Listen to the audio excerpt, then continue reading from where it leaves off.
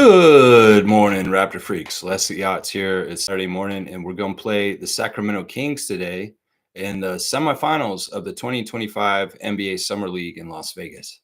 Yeah, we're the number one seed in the semifinals. The number 4 seed is the Sacramento Kings. We're going to play at 4 p.m. Eastern time today. That'll be local time for them, 1 p.m. in Vegas. So, Trevor J., you got to get down there for 1 p.m. And then the game after us is Charlotte versus Oklahoma City Thunder. And that is the other semifinal. And the winner of that game will play the winner of our game on Sunday night at 10 p.m.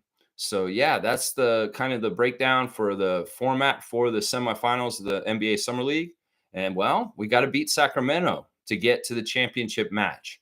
And yeah, I got a good look at them yesterday, and I kind of understand what their team is. Of course, they're 4-0, just like us. All 4 of the semifinal teams are 4-0 and undefeated in Summer League. And the way that the Kings did it is that they have a balanced scoring attack. They've had a lot of games in the Summer League where they've had like 6 or 7 guys get double digits. And, it's a little bit similar to the Golden State Warriors, who we just saw as far as a balanced attack. They were very balanced too, but their firepower wasn't on the same level. Well, the Kings have a bit more firepower and they have a bit more better shooting. And one of the big ways they've been winning in Summer League is their shooting. They've shot very, very well in some of the games they played, but they also haven't shot so well either.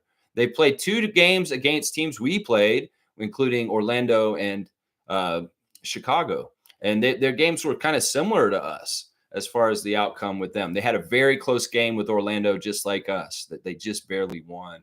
Now, who are the players on the Kings that we need to look out for today? Well, Raptors legacy player Devin Carter is their starting point guard. Of course, Devin Carter was a draft pick a few years ago, and he's been having injury problems early in his NBA career.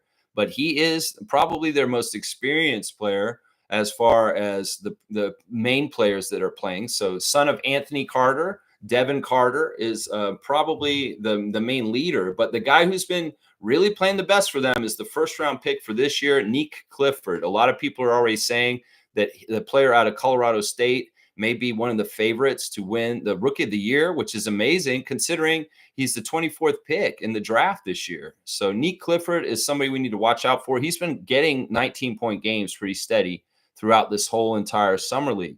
And he is their leading scorer for the Summer League so far this year. So, yeah, Nick Clifford, their first-round pick, is somebody to watch out for. Also, Maxime Renault, the center, the smooth three-point center out of Stanford, is the second-round pick for the Kings this year, number 42. He's been pretty good. He's had some really good three-point shooting and mixing it up with rebounds and just playing good center work. We're going to need Castleton and Shamshay and hopefully Mobo to kind of cancel him out and really watch out for him. So we're going to need people to be watching Renault on the three-point line. And Shamshay, you may need to come out to get him, just so you know, Ulrich. You may need to come out to get him. Another player who's played very well for the Sacramento Kings and Summer League is Isaac Jones, the power forward out of Washington State, is a second-year player. He's 6'9", 245 pounds. He's been one of the guys that's been averaging double digits for the team as far as things. It's like he's averaging 12.5 points. So he's been kind of an issue at times for other teams. So yeah, Nick Clifford, Devin Carter, Maxime Renault, Isaac Jones. These are the main weapons that the Sacramento Kings have been using. It's a little bit of a 1-2 punch up front with Renault and Jones. Now, Nick Clifford is a small shooting guard or small forward. And in some ways, we've got great defensive players at that position. So Jacoby Walter, you're going to have to tie up Nick Clifford as best as you can, along with Elijah Martin, Jamal Shed, Chucky Hepburn. All y'all are going to need to harass the hell out of Nick Clifford today. And that could be a real key to the victory. Also, another name to look out for is Mason Jones. Mason Jones has been in the league the longest, I think, on this team. He's a 4-year vet in the NBA, shooting guard Mason Jones. He's been leading the team in assists. So he's kind of been playing the assist role. Off the bench, there's a couple other players that could be play big if we allow them to and we don't want them to. Isaiah Stevens, who has some NBA experience. He was on the Kings last year. Daquan Plowden, who's been around in the league for a few years now, kind of inside in and out of it. Isaiah Crawford also. So there's a few Isaiahs off the bench, a couple of Isaacs on this team. Yeah. So, it really is Neek, Devin, Maxim, and Isaac that are the main drivers of this Sacramento Kings team. So we can't take them lightly. Now, they are susceptible to getting turned over. So they did have some pretty good turnover numbers in their 4 games in Summer League already. So they're susceptible. We can get them to turn the ball over like the other teams. And that may be the biggest key to victory, James Wade, is harass the hell out of Sacramento like we've been doing so far in Summer League. We should have a good chance to have the same effect on this Kings team because they have not totally taken care of the ball well during Summer League. And they may be very susceptible to the Raptors' spam steal attack. Another thing that I'd like to see the Raptors do to win today is out-rebound them. Most of the games for Sacramento in the Summer League, they've been out-rebounded, but they've won on good shooting. So we need to hold down the boards against them today and out-rebound them and really get them to turn the ball over. Now, we can't let them shoot too wide open. We have to harass their shooters because their biggest strength is they've shot really well. There's a couple of Summer League games that they've shot over 50%. And we can't let them get hot. Now, the Raptors have had one good offensive game out of the 4 that we've played, and it was the first one against the Bulls where we scored 117 or something like that. And, well, we need a game like that today. In some ways, we want them to play the grinded out, low-scoring, defensive, ugly games that we've been playing so far in Summer League, because if we get into a scoring match with them, their offense is more likely to carry them than ours is ours. So it's like, either the Raptors are kicking ass and scoring a lot and it's a scoring race and we outscore them. Yeah, that's not as likely to beat them, although we could. Or we kind of grind it out and make it a low-scoring defensive slog. And that may be more in our favor as far as winning this game. So we'll have to see how it goes. If the game is really ugly, like it has been the last 3 games for the Raptors in Summer League, that may be in our benefit. But if it's a high-scoring affair where baskets are coming easy and not a lot of defense is getting played, we may be in trouble. So I would say this, James Wade, slow the game down and harass the hell out of them. Do what's been working. It ain't broke, don't fix it. And I'm telling you right now, the Raptors have been winning games they probably shouldn't have won in Summer League just because of the intense defensive energy. So, yeah, keep going with that. You got you the ball this way, well, keep going with it. If it got you here, you got to keep going with it. But, yeah, we need to hold them down. We don't need to let them get feeling good on offense where they get hot, and then we may be in trouble against the Kings. So there's a little bit of my keys to victory and an overview of the Sacramento Kings roster that we're facing today. Really got to watch out for Neek Clifford, Maxime Renault, Devin Carter, and Isaac Jones. Those are the big 4 players. And there's a few players off the bench that could get double digits. We need to hold them down too. So, yeah, Raptors, keep doing what you're doing. Y'all need to shoot better, though. We got to get Jacoby and Jamal to shoot way better than 2 for 20 like they did in the last game.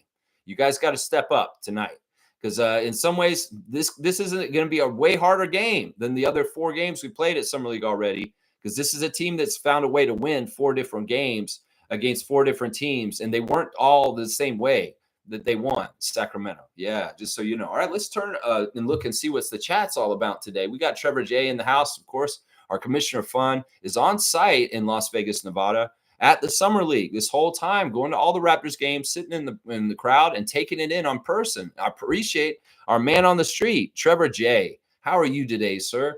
Power isn't in what happens to you. It's how you decide to respond. Most people just react, be better.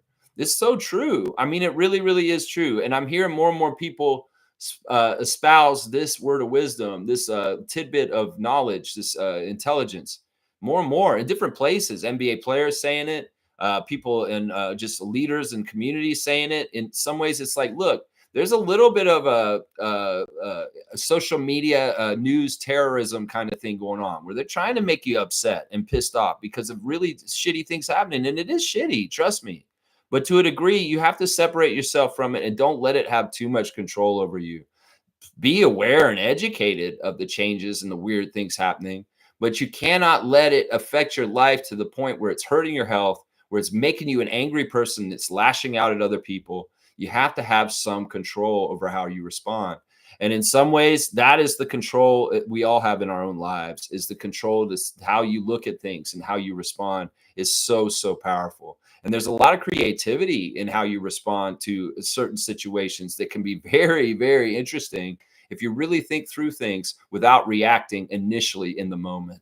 Wow, Trevor J, thank you for your words of wisdom. It is so true. Your power is in how you respond.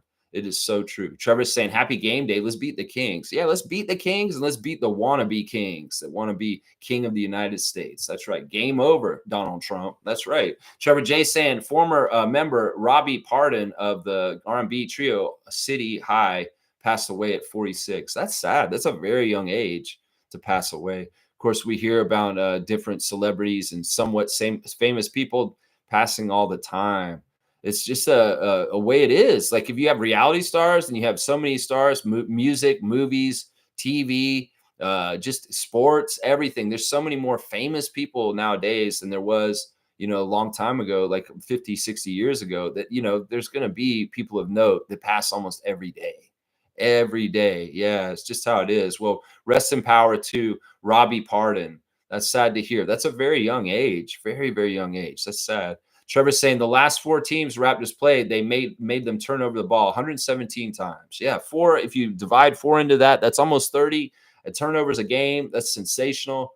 Yeah, we are averaging a good amount of turnovers on the other team, and we need to continue that average. In fact, I'd like to see them get 33 turnovers on the Kings so that we have an even 30 average for the summer league at this point. So can we do this, Raptors, tonight? Can you make the Kings turn the ball over 33 times today at the 4:00 game against the Kings semifinals summer league? Let's go. Let's go. Superfan Mo is in the house. It's always a joy and a privilege to have the superfan, the greatest, Monique Lawrence, in our chat live with us. I hope you've been having a great weekend so far, Mo, and let's see what she's up to. Good morning, Raptor Freak crew. Happy game day. Let's lock in, do the right things correctly, especially on our offense, in my opinion. Yes, it's definitely been our weak point, hasn't it, Mo? Our offense has not been good. Like, seriously, thank God we have such an amazing swarming defense that can arouse some offensive opportunities for us in transition to save the day. Because, and the other thing I liked in the last game is that they shot way better at the free throw line. They've not been shooting totally well at the free throw line most of the summer league, but the last game they tightened up and shot about 83% at the free throw line, which was a good sign of them taking it a little bit more seriously. We're going to need all of this today, Raptors. If we're going to beat the Kings and get to the championship game, you guys are going to have to shoot well. You're going to have to shoot well at the free throw line. And you know what?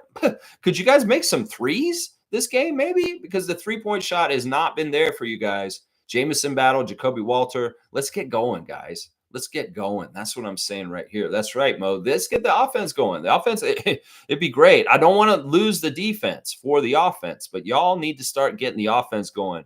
The defense is good. We know the defense is good. That's right. Monique is saying that interview with Darko was loaded. No social media. Love how locked in he is on the team, traveling, etc. This interview was amazing. There's an hour-long interview that Trevor posted yesterday that I talked about, that I watched yesterday afternoon. And Darko elaborates on a whole bunch of different stuff. Darko is not all about social media. It's because, like, what is it going to give it to him? He likened it to this. Social media is like junk mail. It's like, people can say whatever in whatever places, whether it's on Facebook, X, whatever website, Reddit, Instagram, it doesn't matter. They can say what they're saying, but he doesn't need to see it. And he tells this to the players too, and they don't either. It's like junk mail. You can just let it sit in the junk mail box. And if you never see it, does it hurt you? Does it matter? No, it doesn't. And I love that philosophy about it. Now, Darko is funny. In some ways, he said, I'm not against all social media. I don't want you to think that I'm anti-social media, because I do feel like social media does have some educational purposes. And he named YouTube.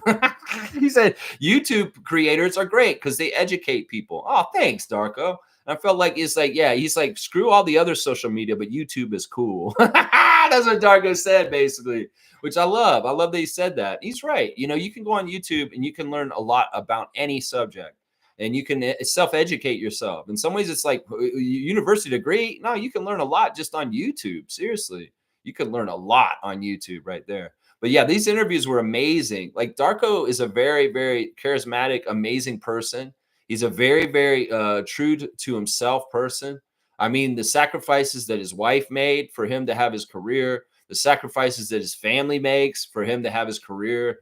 There's so much to him, and he doesn't take it lightly. And he really does look at himself as the lightning rod, the essence of the team, as far as he sets the tone, and he has to be a certain standard of who he is, and it goes throughout the whole organization. And he's done a fantastic job, honestly. And like he said in the interview, when you want to build a new house, you can take the old foundation and build on top of it. But he didn't want to do that with Nick Nurse's foundation. He did not want to do that. And in some ways, it's like, and this is what I would tell his detractors, his people that are down on him or say bad things about him. It takes a while to win in this league. It's not instant. And it's just, he echoes so much I say on this channel. You can't microwave wins. In some ways, he needed to rebuild the Raptors' house from the foundation up. And that's what I was even saying the first year of Darko, is he's laying the foundation. He's laying the foundation of what he's building the first year when Siakam was still here and Anunoby too. And that the foundation was set first. And now he's starting to build the first couple floors. And we're starting to feel it in his third year coming up. And, I'm glad he ripped out the old foundation that Nick Nurse had left in there when he left, and he started from scratch. Because in some ways, for him to build a solid foundation in the way he wanted to, he had to start from scratch from the very, very beginning and get rid of some of the stuff. Because this is the thing, much like Masai Ujiri built a culture for the Raptors over 12, 13 years of being in charge of the Raptors that's going to last as a legacy, as a culture, as something that will be outliving him, going past him. Darko wants to do the same thing as a coach. He wants to build something that is not temporary. He wants to build something where we're going to win not year in, year out, just like the Spurs did under Popovich. And that's why, Raptors fans, this doesn't take overnight. This takes a while, and it takes layers, and it takes building it up more and more. He wants something sustainable, and we want something sustainable as fans. We don't want to be a shot in the dark. We don't want to do all the shortcuts like so many other franchises in this league do to try and get ahead and win fast and quick, because it's always just a flash in the pan. You get that little bit of success, and then boom, it's gone. It fizzles out. So if you want the long-lasting success, you want the long-lasting goodness of your team perennially being a year in, year out, a playoff team that's contending for a championship, you need to do it the way that Darko's doing it. And he's doing it in a certain way. It's amazing, because in some ways you're starting to see the real fruits of it. You're seeing the defensive energy. You're seeing how these guys are playing. And this is what he's talking about, the foundation, the house that Darko built in Toronto for the Raptors. And I love it. I love it so much. Nothing comes easy or fast. Nothing, Raptors fans. So stop trying to expedite things and thinking that everything is going to be so fast and easy. No, we got to do this the right way if we really want it to stick and last sustainably. And man, he really illustrated this in his interview with that Greek interviewer. Yeah, fantastic interviewer. The interviewer was interesting. He was a little shifty, a little dramatic pause for effect and talking. But it was a good interview, and it was different. And the guy said at the end, he's like, I had all these notes I was going to ask you, but I decided to throw them out and just speak from my heart. It's like, that dude's badass, man. So yeah, definitely got to watch the Darko interview with the Greek interviewer, because honestly, if there's only like 250 people that watch this thing on YouTube so far. So Raptors fans, get out your head out of your ass and go watch the Darko interview with the Greek interviewer, because it's going to tell you so much. He even touches on the world today, man, and the chaos. And because listen, Darko's from Serbia. And Serbia was a war-torn country during his lifetime. And he's used to warfare and crazy-ass shit going on. And his solace and his way of getting away from it was basketball, was throwing himself in his career. It was a good distraction to get away from the turmoil in his home country.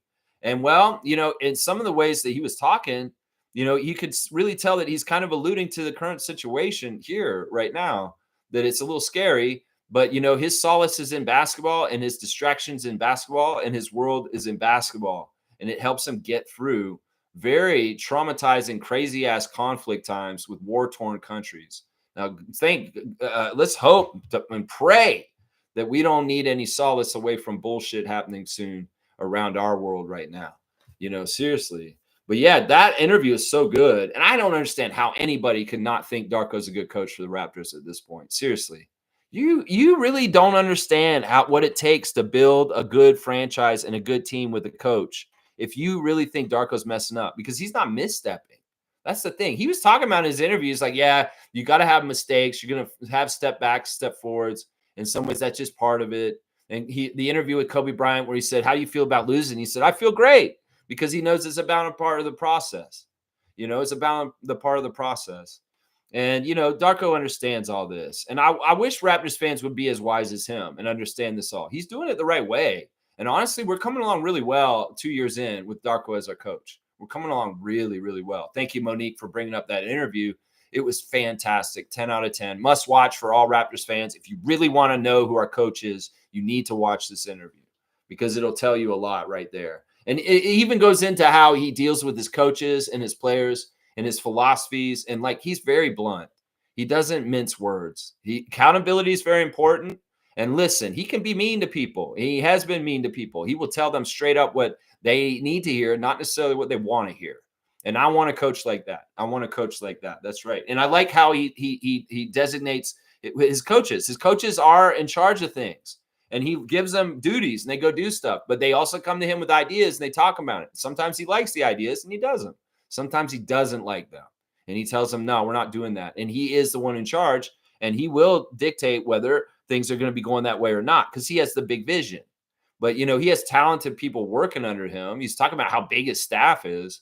They're going to come to him with stuff. And if they don't disagree and there's a problem, well, he says, listen, it's not going to happen your way. And you know what? In front of the players, we're a solid team and you are going to follow with me. I listen. I'm an open book. I'll listen to you guys' suggestions, but it doesn't mean I'm going to take them. I'll take a lot of them if they're good ideas and we'll do them. I think that's healthy. I mean, it means that the assistant coaches get heard, but it doesn't mean they have full power and they can just run roughshod on what Darko's going to do because they just come up with it. No, he's still deciding and he's still steering the car.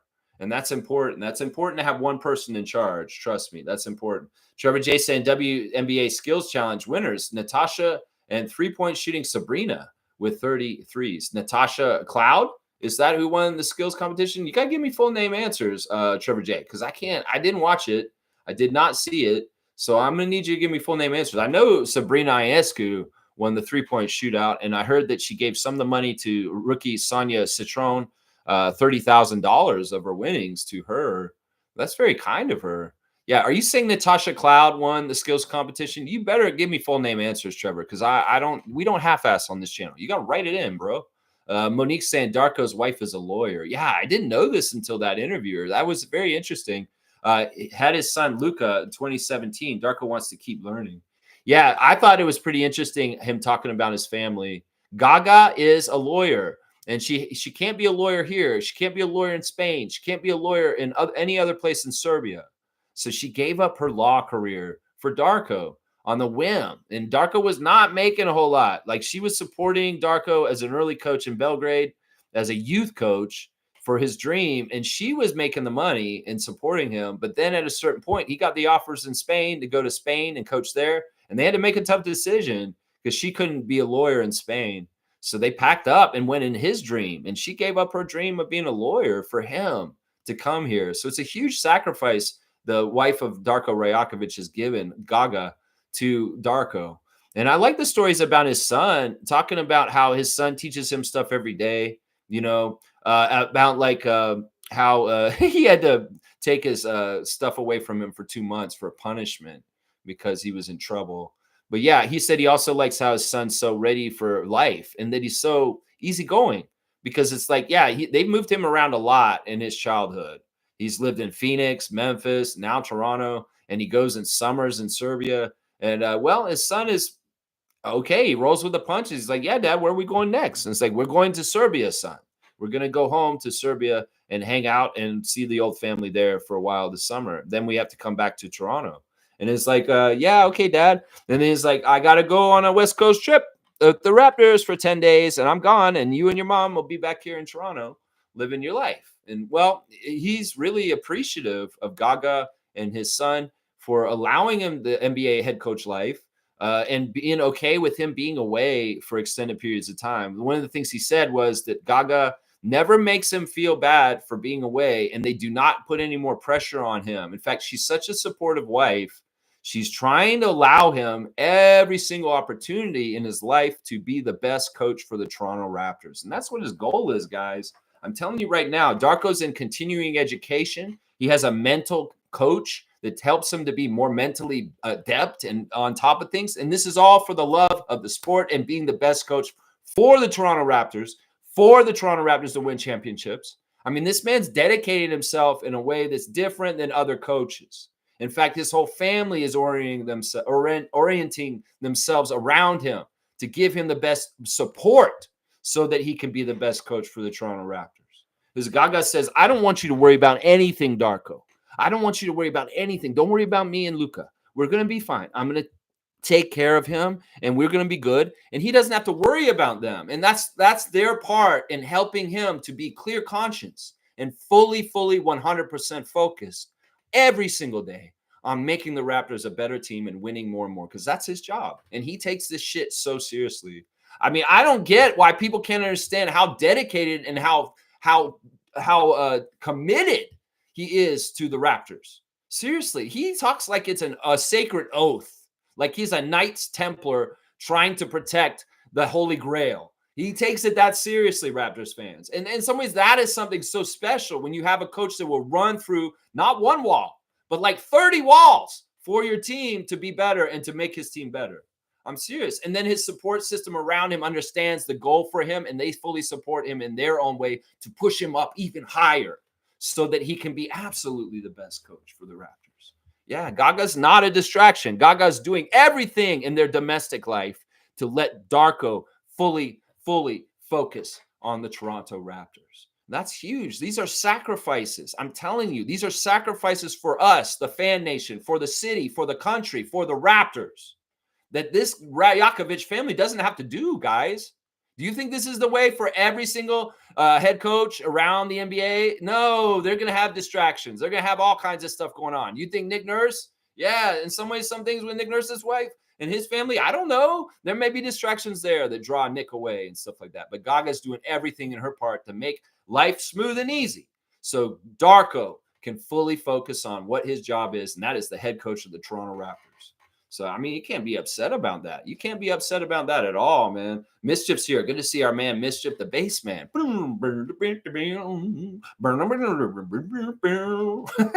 Lex, you think today's game will be Raptors' hardest opponent out of all the teams we played in 2025 Summer League? Yes.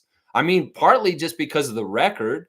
You know, these other teams that we played, they didn't do well most of the time. Some of these teams lost to Sacramento also. So that's some proof right there. Sacramento beat Chicago and Orlando also.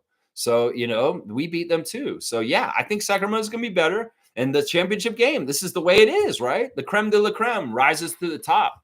And the cream of the crop is coming up. And the four teams are us, Sacramento, Charlotte, and the champion Thunder are going to be the four semifinalists. There were two other teams that finished 4-0 also that just missed it. Atlanta being one of them. Didn't get in the semifinals because their point differential wasn't good enough.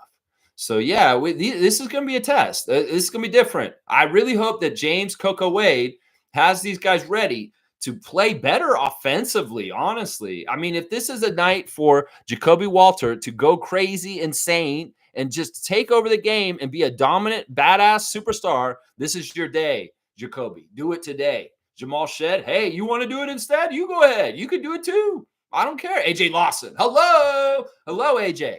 Hello.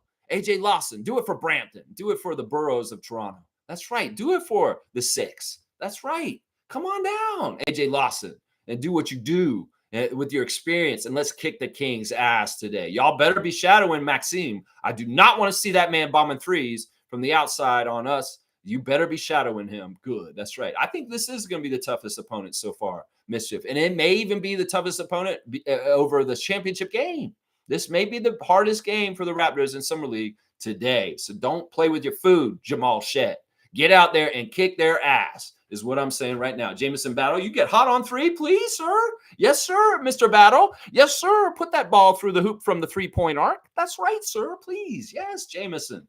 Yes, that's right. Kaloy's here. Good to see Kaloy. And how is Santino? I hope Santino's doing very, very well, the young man. That's right. Semis game day, baby. That's right, Kaloy. And once again, guys, we will be on the Discord server. If you have access to our Discord server, you can sit in there and talk to me during the game. We watching the game with Logical Raptors fanatic, Mike in there, and we're going over the stats. And in some ways, we're kind of calling the game. Do you guys want to be the color of the game? I'll be the commentary. That's right. I'll do the play-by-play. I'll fill in most of it. I'll leave gaps, and you guys can talk in the gaps, and we'll do our own commentary during the game with Stillman, Rob, my good friend Rob in Quebec. He's in there with us always. The Stargate's usually going to show up and put his 2 cents in there. Jillian, Fiercey, whoever wants to come in there. It doesn't just have to be our regulars. New people want to come into Discord and be a part of the interactive watching of the game. It's fun, guys, and it's a lot of fun, and it's going pretty well. We'll have to see if we're going to carry it into the regular season. So there may be a new thing where I'm watching all the Raptors games on Discord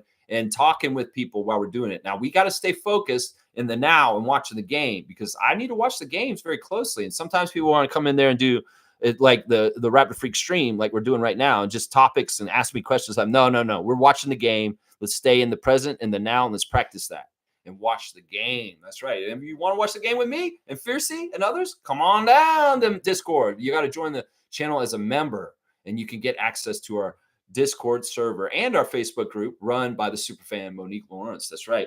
Fiercey is here. Good morning, fam, and happy game day. Good morning to you, MJ, holding it down for us over in the Ottawa, Montreal region over around there. That's right. Kaloy is here. I'm saying 100%. I think that in all of pro sports, the NBA is the toughest league to win a chip. 80-game grind, and then you have to go through rounds of 7 series. I will agree with this. The other sports are interesting. Football, they only play once a week, and they have how many games in their whole entire season? In some ways, there's also way more players on a football roster. There's way more depth. In some ways, you lose a key player on a football team. It can be really hurtful if it's a quarterback or a wide receiver or a running back, sure. But if you lose certain players, you can kind of weather it in certain ways. And I know it's a grind and it's very physical and it's a brutal sport, the NFL. But in some ways, their schedule is a lot lighter than the NBA. Then you think about baseball. Well, baseball has a longer schedule and they're playing way more games. But honestly, do they work really hard all out all the time? No, they're waiting for plays to happen. They're standing around, they're spitting and scratching. And, it's kind of like they have to go at certain times, like run around the bases or run down that play in the field. But for the most part, these guys are sedentary and they're not moving around a whole lot. So it's kind of easy to be a baseball player, even with so many fucking games in the whole entire summer. And then hockey, they got skates. The skates help them move around. You can move pretty quick on skates, but it's very exerting of energy. I'm not going to lie. I think that hockey and basketball exert the most energy out of the 4 major sports, and they have the same amount of games. But once again, they have padding and they have skates. And they're getting a little extra scooting around. And in some ways, they have a bigger team than the basketball team. I think there's more players on a hockey team there is on a basketball team. Basketball team's like 17 players. I don't know how many players on a hockey team. Maybe there's like 20 or something like that. So that's the thing. We have less of them. They have less protection. They're running way more up and down the court on hardwood without skates. There's a lot more wear and tear. There's all kinds of stuff. And also in the NBA, you have players that are more important to your team that are absolutely a huge loss if you lose them. So it's like, if you think about it, yeah, what Kaloy is saying right here is exactly right, because there's less players on the roster. There's a lot more physical work in the NBA when you're playing. And there's if you lose a key person, it's really hard for you to overcome that. So injuries is a huge factor in success in the NBA. Huge factor. And I think that Kaloy is right. It's really hard to predict it because you could have the best team on paper, but you have serious injuries and your team will not win the championship. That's right. Some of the teams in the other leagues, they could have the best team on paper, have some injuries, and still win it. That's what I'm saying right there. Good point by Kaloy. Cool Cat is here. The coach, Cool Cat. Good morning, Raptor Freak crew. Semifinals is here. Excited for the young guys. Yeah, it's going to be fun. I want them to keep going. Don't mess around, man. Colin Bray Boyle said, I don't give a damn about no ring. I want to win. And that's what we need to do. That's right, CMB. That's what you need to do. You have the right attitude. That's right, CMB. That's right. Forget about the ring. The ring, don't put the cart before the horse. You got to wait to get the ring. The ring is after. The ring is the dessert after the dinner. And you need to eat your full course meal before you get to eat dessert. No skipping the meal to eat dessert first here. No, no, no, no, no, no, no, no. Kids don't rule this. You need to eat your main course, then your second main course, and then your third main course, and then maybe you get the dessert afterwards. That's right. Well, actually, we have 2 courses to eat still. We got to eat the course tonight, eat the championship course tomorrow, and then get that dessert with that ring. That's right. Get that dessert with that ring. That's right. Stargate is here. Good morning, Raptor Freak family. I didn't watch that interview yet. I will later. It's a fantastic interview. And, Darko's so smart, man. He is so, so smart. And I'm pretty positive that he that he did come into our stream and hang out with us, man. I'm pretty positive. Yeah, Darko's awesome, man. I mean, seriously, he's just got a really good head on his shoulders. He revealed that he's a Stoic. Yeah, he talks about Stoicism and Marcus Aurelius and the teachings of the Greek philosophers like that. It may have been partly because he was talking to a Greek interviewer, but he was really going into those kind of things like Stoicism and that whole belief system. And that really kind of tells you a lot about how he operates. If you're familiar with Stoicism, you can kind of understand like this is what Darko would think. And this is how he kind of feels about things because he's very much like that. I also love what he was saying about God. Holy crap. He was so, and it really is. He's talking about this in the context of the times right now. He said he believes all of people are God's people, everybody. And there's no differences in anybody. And that the people that make differences and do cruelty and do weird things like this is not godlike. This is not godlike. And, you could tell that Darko's very, very strong Christian and that he has very strong views about Jesus Christ and God. And in this interview, he really kind of elaborates on them more than I've ever heard him. You couple his belief in Jesus Christ along with his Stoicism philosophies, and you start to get to see what makes Darko Rajakovic tick as far as who he is and what he believes. That's right. That's right. Let's go. Cool Cat saying, I'm also happy for Wade Summer League's success. He was my favorite coach in Chicago Sky WNBA team. Yeah, he's been fantastic. James Wade is a personality. In some ways, he's a goofy guy, but he's fun, but he's serious too. And he seems to get a lot out of players. Now, I just wish he'd get more offense out of them. That's all. He does seem like a very proven winning coach. And you know what? They're making him look good. In some ways, he may get more opportunities from this, in certain ways. But yeah, James Wade has done a fantastic job. I think one of the things that I like what Wade has done the most is the adjustments at halftime. We've had a few games where our first half was absolutely horrible. And he really lit a fire in their ass in the halftime speech. And they came back in third quarters and played absolutely way better to win the games. And in some ways, that is his coaching. And, his rotations have been very, very good also. I like that he hasn't just played Colin Castleton just for the sake of it in the second half. Colin Castleton shits the bed in the first half. He's not playing the second half. And that's been smart by Coco. That's been smart by Coco right there. I agree, Cool Cat. Stargate saying, which player for the Kings do we have to look out for today against the Raptors? Well, Maxime Renault, of course, a guy we coveted, one of our top 5 picks for the Raptors to get in this draft as a center. Somebody we would have coveted having on our team as far as a stretch 5 who can shoot the 3. And, we didn't get him, but we got Sandro Mamu, who's probably a lot better than Maxime Renault, if we're really thinking about it. Neek Clifford, of course, is another name, Stargate. Neek Clifford, Maxime Renault, and the son of Anthony Carter, Devin Carter, is playing for them. He's probably their most experienced top player. Isaac Jones, another player to look out for today. Power forward Isaac Jones. Cool Cat Sam, WNBA 3-point and skills challenge was a blast. I didn't watch it. I'm sorry, guys. I probably should have. Sabrina Ionescu living up to her Kobe mentorship. She's the swoosh queen of women's basketball, legendary, making history. Yeah, I like her winning. I kind of wish she would still do the shootouts with Steph at the NBA All-Star. I feel like that would be very good. I heard that there's been a really, at the ESPYs, the guy who hosts the ESPYs was a real dick towards the WNBA, making a lot of classless jokes, a lot of kind of like fucked up patriarchy jokes. So fuck you, Shane Gillis. I'm going to say that right now, real quick. A 2-finger salute for you, bro, thinking that it's funny to put down women's sports. So yeah, 2-finger salute for Shane. And, the ESPYs is a garbage show anyway. It's like a rah-rah, pat yourself on the back ESPN bullshit show. And it's like those awards don't mean jack shit anyway. I mean, I'm happy for SGA, but half of those awards and things like that don't mean shit. And, you know, ESPN's full of shit. We can tell because we go to their website and they have an article on Summer League standouts, and they do not have a single mention of the Raptors in the whole entire fucking article.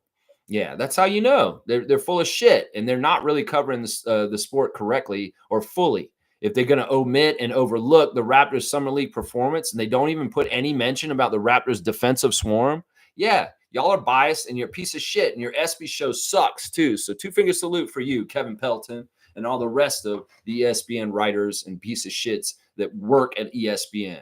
Yeah, there you go. Boom goes a dynamite for them. Nameless is here. Good to see our Italian plumber friend. I guess it's on the weekend. The man's off in the morning this morning, so he's able to be here present with us. We love you, Nameless. Always happy to see you in the chat. Darko is already a top 5 coach in the league. Name me 4 others who have dedicated their entire life to basketball in the same regard. Yeah, it's just like that. And I love the Crickets. I love the Crickets. I got them out in the yard, and I got them in the chat today. Nameless, you can get a dunk. You can get a dunk, my paisano. That's right. Yeah, I mean, it's true. This guy really is like given his whole life, and the people around him that love him have given their whole life for him to do it. And, you know, that's the sacrifice. Gaga would love to live near her family in Serbia and be around them and have her child be next to them all the time. But no, they're in Toronto. And thank God there's a great Serbian community in Toronto that can embrace her and give her a lot of a social life here in this city, in this country too. But yeah, I love this. I mean, I don't know who the top coaches in the league are right now. I mean, Popovich is gone.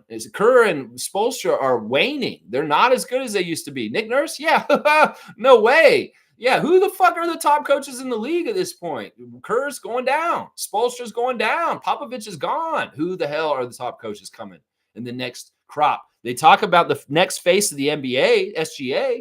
Who's going to be the next top coaches in this league? And will one of them be Coach Darko Rajakovic? I think it might be. And I like what Nameless is saying. He got a dunk. 24. You got the Morris Peterson, man. Kaloy's saying once we begin winning, Darko's name's going to shine. It's going to happen this year, guys. In fact, we're just a couple months away from this to start. Now, I'll see what the schedule looks like in August. When the NBA schedule is released, I will handicap it. I'll look it over, and I'll see what it looks like as far as where the trouble spots are for the year and where the easy spots are. And we'll just see how they laid it out for us. You know, it's been insidious the way the NBA has given us our schedule the last 2 years in really fucked up ways. Well, let's see how they do it this year. In some ways, the Eastern Conference being weaker overall is going to mean that the schedule may look a lot better in certain ways.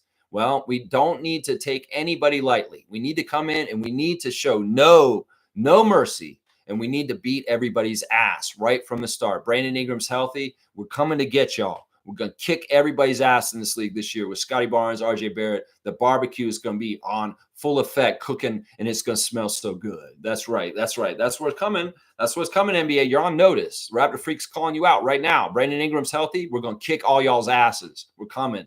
That's right. Kaz is here. Good morning to Trucker Kaz. Good morning, everyone. Good to see you, Kaz. Randolph Phillips is here. Good to see Randolph Phillips. Weekend blessings, beloved Raptor Freaks family. Be careful how you treat others on your way up the ladder of success. You never know who you will need on the way down, especially if you hit the bottom. Yeah. You know, it's in general, it's a good idea to try and treat people the way that you would want to be treated. And it sucks. In some ways, it's like you're in tough situations where it's just not going to be easy either way. But yeah, you really should try, you know, whatever energy you're putting out there, you're going to get back in certain ways. So the people are putting out really bad energy, toxic energy, subjugating other people energy. Yeah, you can get that somewhere, somehow, some way in the cosmic forces and physics of the world. Somehow, some way you will get back.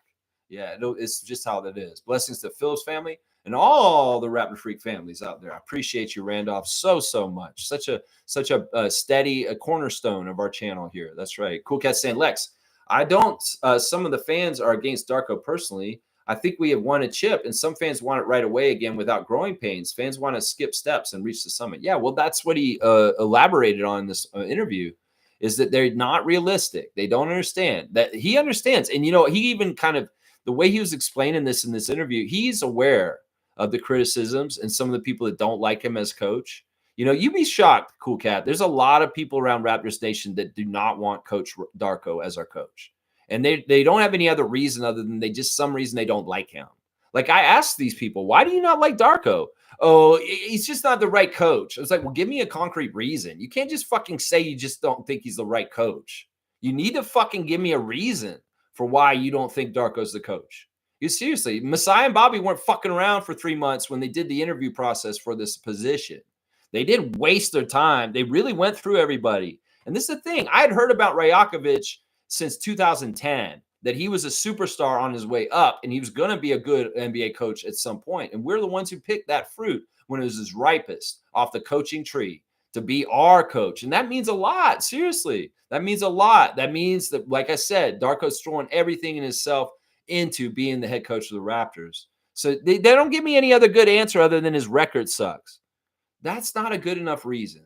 The record is going to be bad in certain ways when you're starting to rebuild no matter what. And when people say, "Oh, I just don't like him," or "I just don't want him to be the coach," you're not a true fan. You're not really looking at this the right way. You seriously aren't. You seriously aren't. So yeah, some of them personally have problems with Darko. I don't know what it is. Some people just don't like him. Some people are just jerks and they're just putting him down. Maybe they think he's like weird or something. I don't know. But don't get it twisted, Cool Cat. There are a lot of people out there that have a weird problem with him, and I don't even get it. Why do you not like him? The dude's awesome. The dude is the most personable coach I've ever seen in the NBA's history, honestly. He's there for his players just like Popovich is, and he's a tactician. And he went over his strengths. He said his strengths are, this is what he said his number one strength is as a coach, because the Greek interviewer asked him, what do you think your number one strength as a coach is? He said, in-game instruction for the players. And you see it. Like when he's bringing guys off the court, he'll take Grady aside. He'll say, "Great." He'll talk to Grady for a second and he'll go over some things. He says that's his strength. That's one of his biggest strengths right there, is in-game instruction for the players and getting them to do things different in the middle of the game so that they do better. So yeah, it sucks. I wish people would give Darko more of a chance. We got to remember, Coach Dwayne Casey had the same records in his first 2 years as a Toronto Raptors coach. And this is in his third year, Casey blew up and got a huge jump and made the playoffs. His first 2 years, he had losing seasons as a coach of the Raptors, Dwayne Casey. And you can see his arc and how he built our team up in the 2010s to get to the championship, where Nick Nurse just tapped the little dot on the end. But that was Casey's work bringing that team up. And Rajakovic will be that guy. And this is the thing, Rajakovic will not be like Casey. He'll be able to carry us all the way to the chip. He can do the development side of things into the winning side with the tactician stuff at the top too. And, the other proof in the pudding that Darko's such a good coach is look at our guys developing right now. Look how much better Shamshay is. Look at what happened with our rookie class last year. Look at Grady Dick. I'm sorry. This guy's awesome. He even improved Jakob Poeltl and Chris Boucher in the late stages of their careers. Seriously. He had an impact on those guys, and they're older, and they've been in the league for a while. And Jakob Poeltl has best year ever last year, and partly that's because of Darko. Yeah, Brandon Ingram. Well, I can't wait to see what Darko can do with him. Seriously, what do you think, guys? What do you think? That's right. Name is saying that's exactly right, Carlo. It's just a matter of perspective. That's right. That's right. It's coming. It's coming. Name is saying I love me some Lady Gaga. Well, that's just her name. She's not Lady Gaga. La, la, la, la, la, la. That's a real one right there. That's right. Gaga is fully 100% behind her man and him being the Raptors coach. That's right. Cool Cat saying, I don't want any one player taking over. I want a cohesive team defense and offense leading to a dub. Team dub without anyone standing out. Well, I don't like that. And I'm going to tell you why.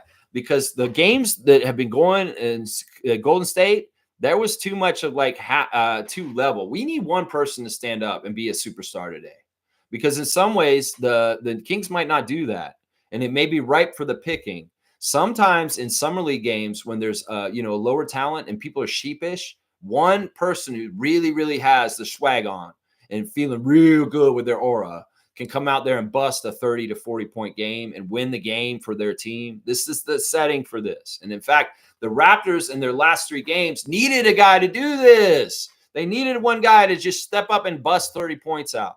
So I'm going to say this. We need somebody to get hot and get going. Sure, a team effort would be great, but also an extremely going off crazy Jacoby Walter going and getting a huge amount of points, or an AJ Lawson would be very ideal also. We want to have the leading scorer in this game today. We want to have more players in double digits in scoring in this game than the Kings today.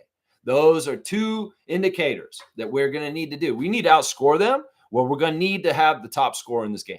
And we're going to need to have at least 5 or 6 guys in double digit scoring also, because the Kings are going to try and do the same. They've had like 7 or 8 guys in double digits in some of their games. So we need to do that. I mean, the balance is good, but if we can get one guy that they can't stop and he's just hot and he's going off, that'll be a recipe for winning along with the swarming defense. That'll be a recipe for winning right there. Boom goes the dynamite. That's right. Cool Cat saying, Lex, can I get the link for the Discord? I will try and connect again.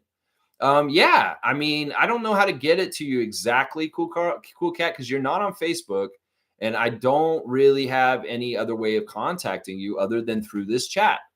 So I don't know how to do it. I thought I sent you the Discord link. In some ways, I don't want to make it just wide open to the public.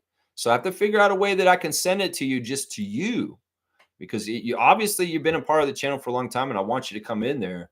But I don't want to just post it right here in the chat right now. So we're going to have to figure this out. Maybe you can send me your email or something, or email me, because there is a way to email me through the channel if you go and look through the contact information.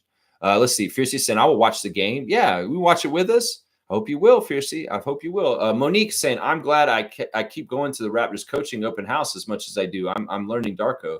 Yeah, it's been great, that event. You know, you've been a couple times. I've been a couple times. I didn't go the last time, but that was mainly because I was out here and it was really early in the morning and it's tougher for me to get out there. But yeah, the Coaches Open House is a good event. And yeah, I mean, it's just a fun event. I think it's one of the best events for a Raptor fan like us, because it's fun to go to a closed practice. It's a very, very fun to see the Raptors practice for sure. James is saying, Lex, what do you think of Dame back in Portland? I think it's great. I kind of talked about this yesterday. It's, you know what? In some ways, it's sad that he took 2 years and went to Milwaukee and broke up. That he could have had a perfect Portland, like playing for Portland his whole career thing. It's too bad. I mean, they didn't have a bad breakup. Portland and him were not upset. In some ways, they love Dame Lillard. Dame Lillard loves Portland. They knew that he wanted to go and chase a ring with Giannis. So they fulfilled his wish. It didn't work. And now he's allowed to come back. And they're also being very nice to him about rehabbing this year. And, you know, he's going to get paid, all that kind of stuff. It's a fine thing. Yeah. Yeah. Nameless saying, didn't even realize that I've been so busy. Yeah. I don't know where you've been, Nameless. I don't even know where you've been. Wow. Wow. Let's see what he's saying. Wow. Wow. Wow. Wow. Is that ever telling? I couldn't read into I could read into that one for days. I don't know what you're saying. What are you talking about? Chloe's saying practicing stoicism is like having superpowers. It's just a really good way to deal with life's issues and things that come up, and a very smart thing. It actually goes along with Trevor's words of wisdom, is like about how reacting. When events happen, how you react is more important than the actual event. And there's a lot of that kind of teachings in Stoicism, as far as like, you know, the smartest thing to do is to not react in the moment, take in the information and calculate a plan from that and what you can control. And then boom, you can make yourself very powerful in that situation by doing that, understanding what you can and can't control. And Darko even was echoing the serenity prayer, you know, in that some ways that's what it is. It's like the serenity prayer is, I have to understand what I can and cannot control and have the strength to control what I can and the wisdom to know the difference, right? And Darko really is playing off that. That's a life pillar of mine in my life in AA as an alcoholic with no alcohol in my body for 15 years almost now, is that I have to live the serenity prayer every day. And Darko's living it too, because he's understanding, like, he has to separate the things in his life that he can control and he can't. And he has to do the things that he can with what he can control to make it best. And I'm just saying, don't react in the moment, because if you react in emotion in the moment and anger, you can make it worse. So kind of take it in, you know, don't say anything then. Think about what you're going to do and then come back. And maybe you do what you're going to do later when cooler heads have prevailed. So yeah, cooler heads have prevailed. That's right. That's right. Randolph saying, Lex, if there's any truth to the deal, which may included our 9th pick, the Celtics turned down from us, I'm sure happy they did. Boyles sure makes our team better and now in the future. All right, I'm going to say this right now. All of the rumors that have to do with Celtics are absolute horse crap. Don't listen to anybody who's saying Derek White, number 9 pick, RJ Barrett, Emmanuel Quickley, any of this bullshit. It's all pure fabrication. It has no realm in the reality. If that deal was happening, well, it didn't. And so it shouldn't even be talked about. I don't even think it was real. I totally think the Celtics bullshit is a weird, fucked up way to kind of piss off Raptors fans or try and get them to be more up in arms or more interested in trading RJ or Emmanuel. I'm sick of this shit. Raptors Nation, stop believing every single thing you hear, whether it's Giannis Antetokounmpo, whether it's Kevin Durant, whether it's this bullshit Celtics botch trade that everybody's saying. Can you understand how it may be in the favor of Celtics Nation to make up a bullshit trade that they say fell through and say, oh, they were so close to this happening? In some ways, they want you to think that Bobby Webster's a failure. In some ways, they want you to think that RJ Barrett's being shopped. In some ways, they want you to think that their players are better, and they try and juxtapose it in a certain way that it makes it value like Derek White more than Emmanuel Quickly. Don't listen to any of this shit. All the bullshit about the Celtics and a trade that supposedly was going to happen is absolute horse crap. I'm going to tell you right now, none of it's true, and you need to stop falling for every single dumbass rumor that's coming our way. So, yeah, forget the Celtics rumors about possible trades that did not happen or botched trades or whatever they're fucking calling it. Once again, we live in reality. This is hearsay.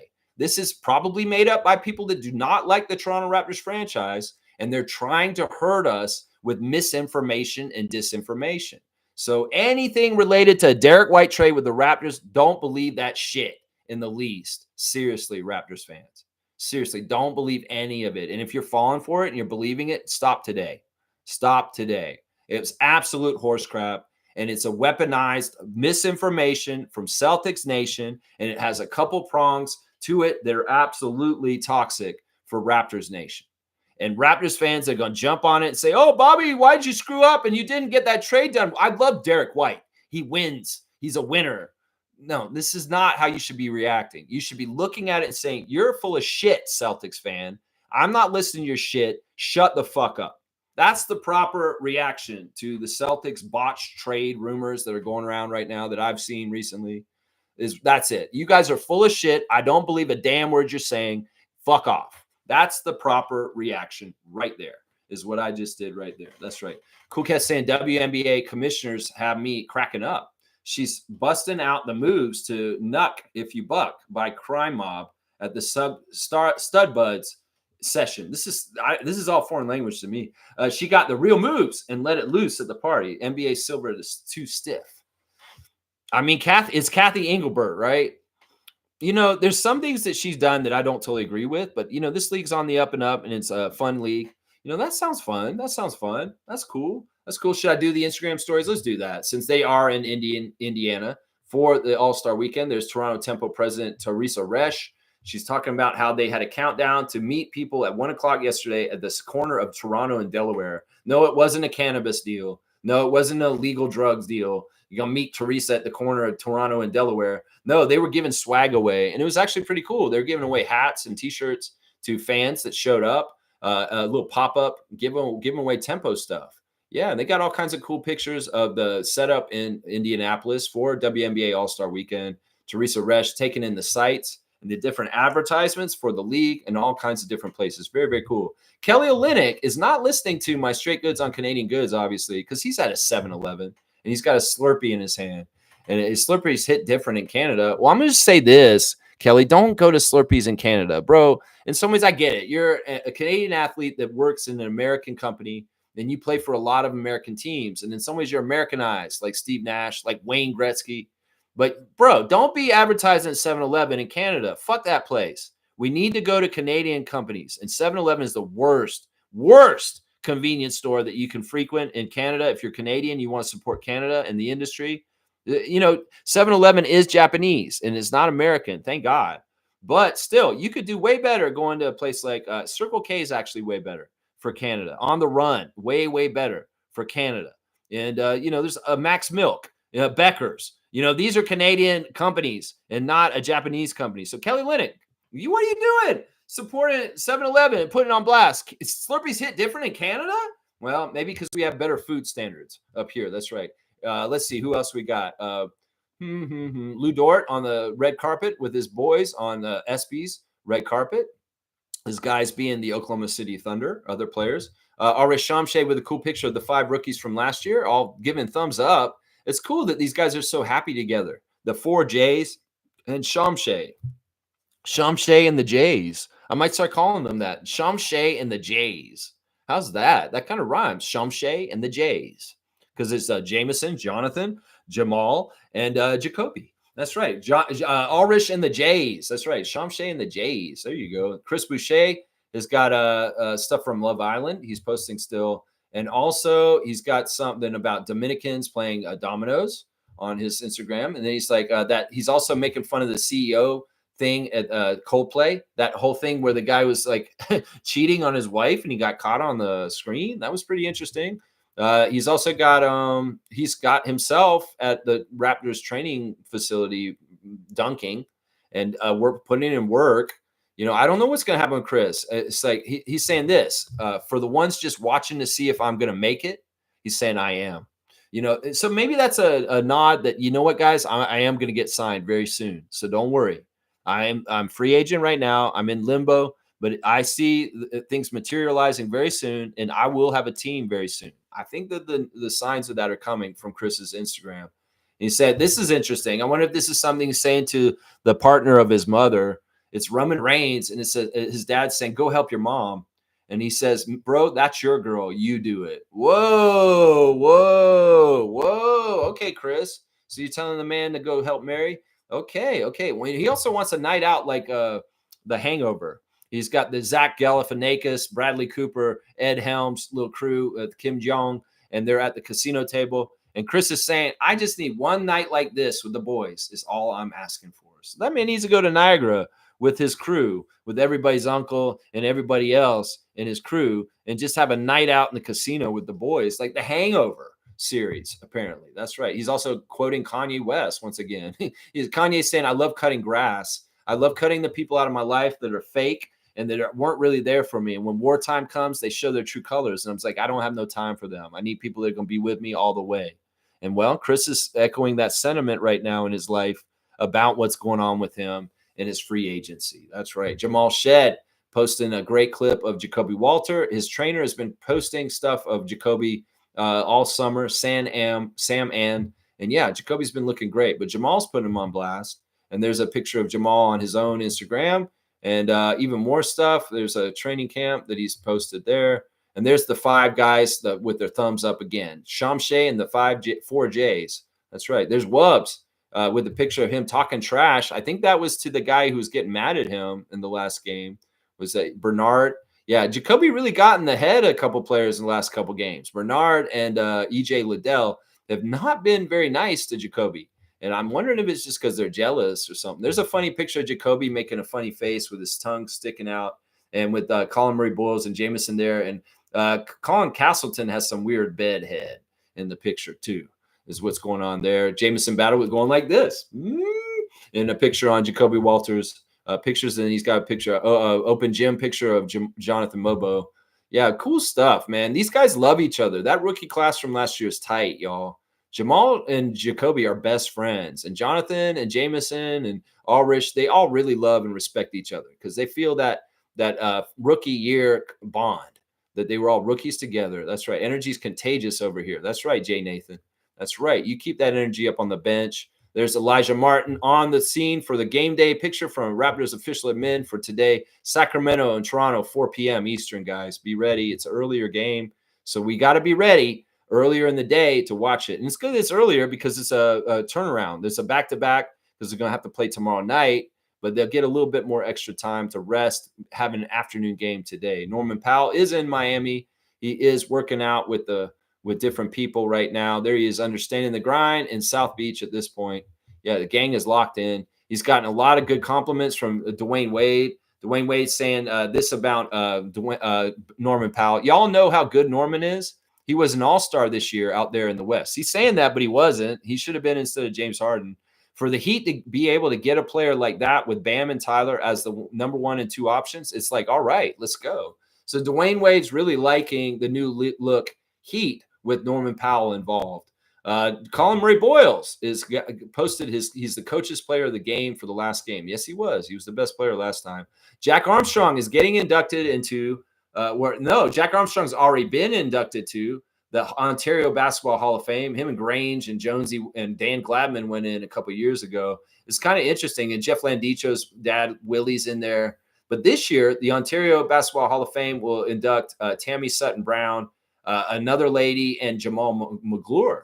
So Jack Armstrong is celebrating Jamal McGlure's induction. Hello.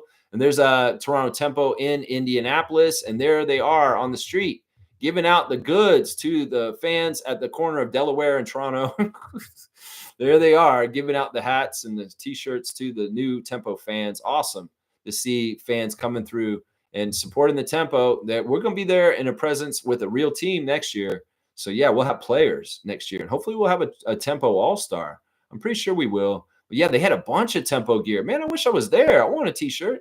I want a hat at the corner of Toronto and Delaware. That's right. There's a watch party for it to do too at Hannah Avenue for the All-Star game or something like that in Toronto. So at 40 Hannah Avenue today, they're going to have a watch party for the All-Star game tonight. The doors open at 8 p.m., just so you know, if you want to go watch the All-Star game with other Tempo fans. There you go. They got the powerhouse presidents of the WNBA, and there's Teresa Resch and among them. That's awesome. And they're watching the skills competition last night at Gainsbridge Field House. That's right. All kinds of fun stuff going on in Indianapolis. There's Grady Dick, posted another picture of him and his lady, Carla Lessing, in a hot little red outfit. And, yeah, they've been enjoying their lives, spending a lot of time in Vegas at Summer League. Savannah Hamilton, all kinds of stories. She got some crazy shoelaces on some shoes. She's taken in all the sights at WNBA All-Star Weekend. She's with her girl pack and Ashley Docking, and they're just going crazy. And all kinds of cool pictures Savannah has, running into different mascots from the WNBA. Just really cool event. And, she's seeing people out in the streets. Breonna Stewart signing autographs. And, Savannah's just having a great time. She's got some cool fits. She's been wearing some cool stuff. There's the Liberties mascot, that crazy elephant, and she's dancing. It's her new best friend, Ellie, the elephant, the Liberty elephant. And there's Savannah at courtside, taking in the skills competition, watching Sabrina Ionescu shooting the lights out.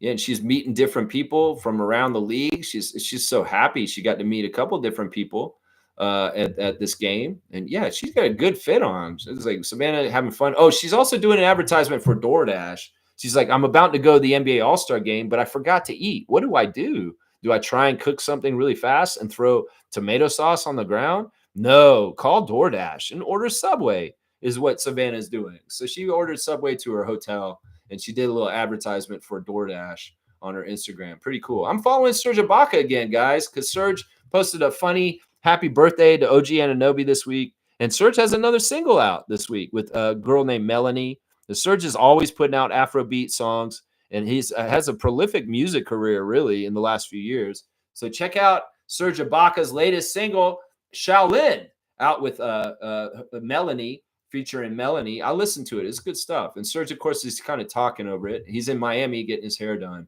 in the last frame. There's your Instagram stories for today. Yeah, WNBA All-Star Weekend in full effect, and lots of good stuff happening there. That's right. James saying Colin Murray Boyles was the right pick at number 9. Can Colin Murray Boyles play small ball 5? I don't feel comfortable doing that. I feel like we have better choices to do that. Like Mobo's a better choice for small ball 5 than Murray Boyles. I mean, if we really, really had to do it, like maybe down the road when he's more savvy and understands the NBA game, I would feel comfortable with that. But I don't really like that. In fact, I think his natural position is the 3, but he can play 4. I'll upgrade him to 4, but I think his natural position is the 3 because in some ways it's just that he's too short, man. He's 6'4", really. And for have him try and play center, that would be some Chuck Hayes shit. It's just what I'm saying, man. And in some ways, we don't need to do that if we don't need to do that. We got Yaka, we got Sandro, we got Ulrich, we got Jonathan, we got Scotty. Those 5 guys should be playing center way before Colin Murray Boyles ever should. I'm really liking the pick of Colin Murray Boyles at number 9 more and more. In fact, I spent a half an hour of my day yesterday watching Charles Barkley highlights and trying to see how much Barkley mirrors Colin Murray Boyles. And there's a lot there, guys. I'm telling you. You can go watch some Charles Barkley highlights. The quality's not that good because they didn't have HD back then.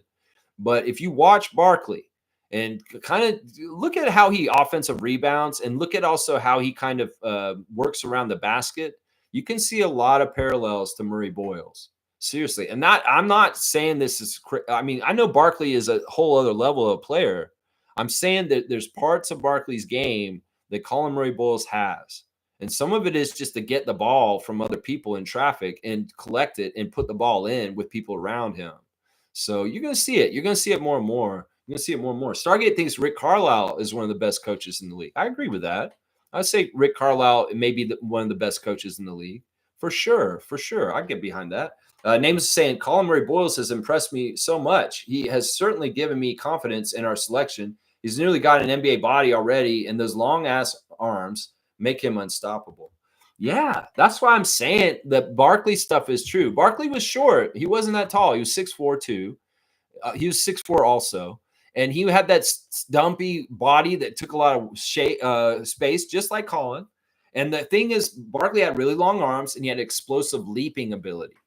And you couple in the ability to sponge up balls with long arms and big hands, and then an ability to take the elevator up quickly near the basket. Like, it's like Barkley would jump with everybody around him, and he'd jump over people like Dikembe Mutombo, David Robinson. It didn't matter if that other guy was way taller than him. He would go elevator up, and he would dunk on their heads anyway. So I'm going to see this from Murray Boyles. He has the potential to do this. I saw some of this in his South Carolina career, where he was able to dunk on people's heads that were bigger than him in traffic because he has a very explosive leaping ability near the basket, very Barkley-esque. So watch for this. Watch for that aspect, is him dunking in the lane when defenders are all around him and he has the strength and the explosiveness to get up there and throw it down even though they're all over him and near him. Seriously, you're going to see that. You're going to see that. And you're right. He has an NBA body ready to go right now, and that's fantastic. Mo's saying Raptors Northside Crew auditions are today. Follow along on their Instagram if you want. Well, I wish anybody luck who's trying to make the Northside Crew and auditions today for the Raptors. Yeah, that's cool. That's cool. Fiercely saying we stand for Coach Darko. That's right. That's right. Listen, I believe in Masai Ujiri. Even if he's not with us anymore, he is still an amazing, very astute scout and judge of talent. You know, they really, really took their time in crafting the hiring of Darko. They did not take this lightly. And there's all kinds of aspects about Darko that are winning and awesome and fantastic. So in some ways, to honor Masai after he's gone, honor his choice of Coach Rajakovic is what I would say to Raptors fans. Seriously, you love Masai. You're mad that he's gone. Well, one of his big decisions that he did in his last couple of years was to hire Darko. And respect Coach Darko because Masai picked him. He anointed him the next head coach after Nick Nurse. And you got to respect that. That's right. Isaac's saying, just a daily reminder to get out and play basketball, touch grass, and tax the rich. There you go. Isaac's hitting a nail on the head on 3 things there. That's right. Get out there, touch grass, and play some b-ball if you can. It's nice and sunny outside and a beautiful day in the summer. Get your time outside while you can. We know the other parts of the year can be a little bit difficult to be out there. So we're going to give a dunk to Isaac, 36 on the dunk charts from Mr. Campbell. We love you, Isaac. We love you. Nameless is saying Colin Murray Boyles will be a future All-Star. I hope so. We'll have to see. I bet my life on it. Oh, wow. Okay, you really think that? That typecast of player is so rare and valuable. It must be revered. The thing is, like, once again, I'm going to keep comparing him to Barkley. There's a basketball IQ and anticipation in him that's like Barkley. You know, you can be undersized and short, but if you're seeing the game ahead of everybody else, it doesn't matter if you're shorter than them because you're getting to the spot and you're getting to the loose balls quicker and you're telegraphing and you're seeing things better. The greatest players in the league have telegraph and they see things happening before they develop, and then they can go and do it before everybody sees it. And that Murray Boyles has some of that. He has some of that telegraph. He has some of that step ahead, seeing the play develop and being ahead of the curve. And, you know, that's something definitely Barkley had too back in the day. That's right. Kareem's saying, as far as I know, Darko was brought in to develop. We definitely got more than that. On our pipeline is full and our future is bright. The great thing is I really do believe, you know, they always say, oh, is a coach either a development coach or a strategic coach that wins at the end? Well, I think we got both. Seriously. Until we actually discover us at the highest levels of winning and seeing how he performs, we won't know for sure. But right now, we know he's an extremely good development coach and rebuilding coach. But all signs are pointing to me are pointing that he is also a great strategy guy, and he'll be able to do X's and O's in high level playoff games and adjustments like a Rick Carlisle, and be very successful in deep playoff situations. Also, we have to remember Darko has a vast coaching experience that's not just as a head coach of the Raptors, not just as an assistant coach in the NBA, not just as a G League head coach. It's also as a youth coach, also as a high level Spanish coach, winning championships over there and dealing with very high level games. So he has experience in high level, high pressure, trying to win championships situations, just not in the NBA yet. But he has them in his past, and those lessons matter, even if they're not the same level of skill or the same league as the NBA. Those lessons matter, and he's been in those situations before. So it'll be very, very interesting to see the transition from him being an excellent development coach with a rebuilding team to being an excellent tactician and a playoff team gunning for that trophy behind me right there. That's right. That's right. That's what's going to be. That's going to be. We're going to see how it flips at a certain point. And maybe this year we see the flip to Darko being a winning coach with a very top team. And we see that kind of thing. Kaz is saying a standard NHL roster is comprised of maximum of 23 players. There are 23 players from the active roster, which includes both skaters and goalies. Thank you, Kaz, for that. And we know that the NBA is like 18 players. So there's 5 more players on a hockey team. So there you go. Thank you. That's very informative. I'm going to give Trucker Kaz a dunk for information. That's right. That's a good little tidbit of information. 23 on the roster for hockey, and I knew it was just a little bit more, and only 18 for a roster for basketball. And it used to be 17 for basketball. You've got the dreaded Aaron Baines, so I'm going to give you a bump up. We're going to give you a double dunk, so you're at 49. Yeah, I don't want you to sit on 46. No, that's not a good number. It's not a good number. Name is saying that's exactly why the Raptors believe Colin Murray-Boyles was so sweet to pass up. All about value, return, and investment. This is the thing. His metrics and the things about Colin Murray-Boyles, he really had the best metrics in this draft. There's certain things about him that are absolutely analytically outstanding. And, there's a lot of people out there that say that Colin Murray-Boyles was absolutely the best defensive player in this draft. The best defensive player. Some people say it's Cooper Flagg. They're trying to say it because they really want to tout him. But they were saying the 2 best defensive players in this draft were Cooper Flagg and Colin Murray-Boyles. And I can't be upset about that. I can't be upset about that at all. That's right. That's it right there. Let's see. Where am I? Name was saying Raptors just got a sweet new engine in their ride for the next decade with Colin Murray-Boyles, and that's a fact, Jack. There you go. Name is really high on our South Carolina rookie. Very, very high on him. Monique is saying Grady dropped his year 2 recap video. It's so good. I did not see it. Okay, Grady's got a year 2 recap. Okay, interesting. Kareem saying, who's starting at center tonight? Also, are we going with Mobo or Colin Murray-Boyles to start?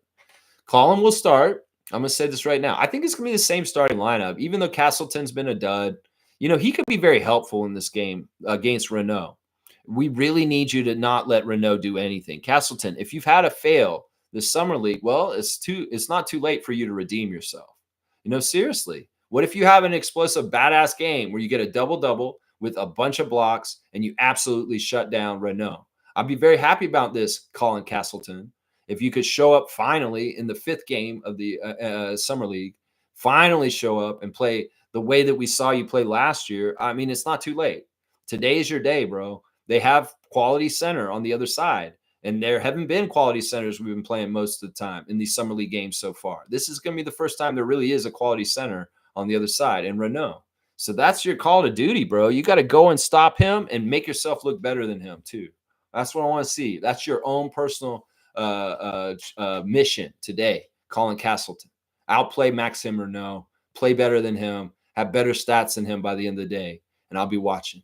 Yeah, I'll be watching. That's what I want to see. That's what I want to see right there. Boom goes the dynamite. Yeah, it's probably going to be the same starting lineup. Shed, Walter, Jamison Battle, Colin Murray-Boyles, and Colin Castleton. It's probably going to be very much the same starting lineup, I'm going to guess.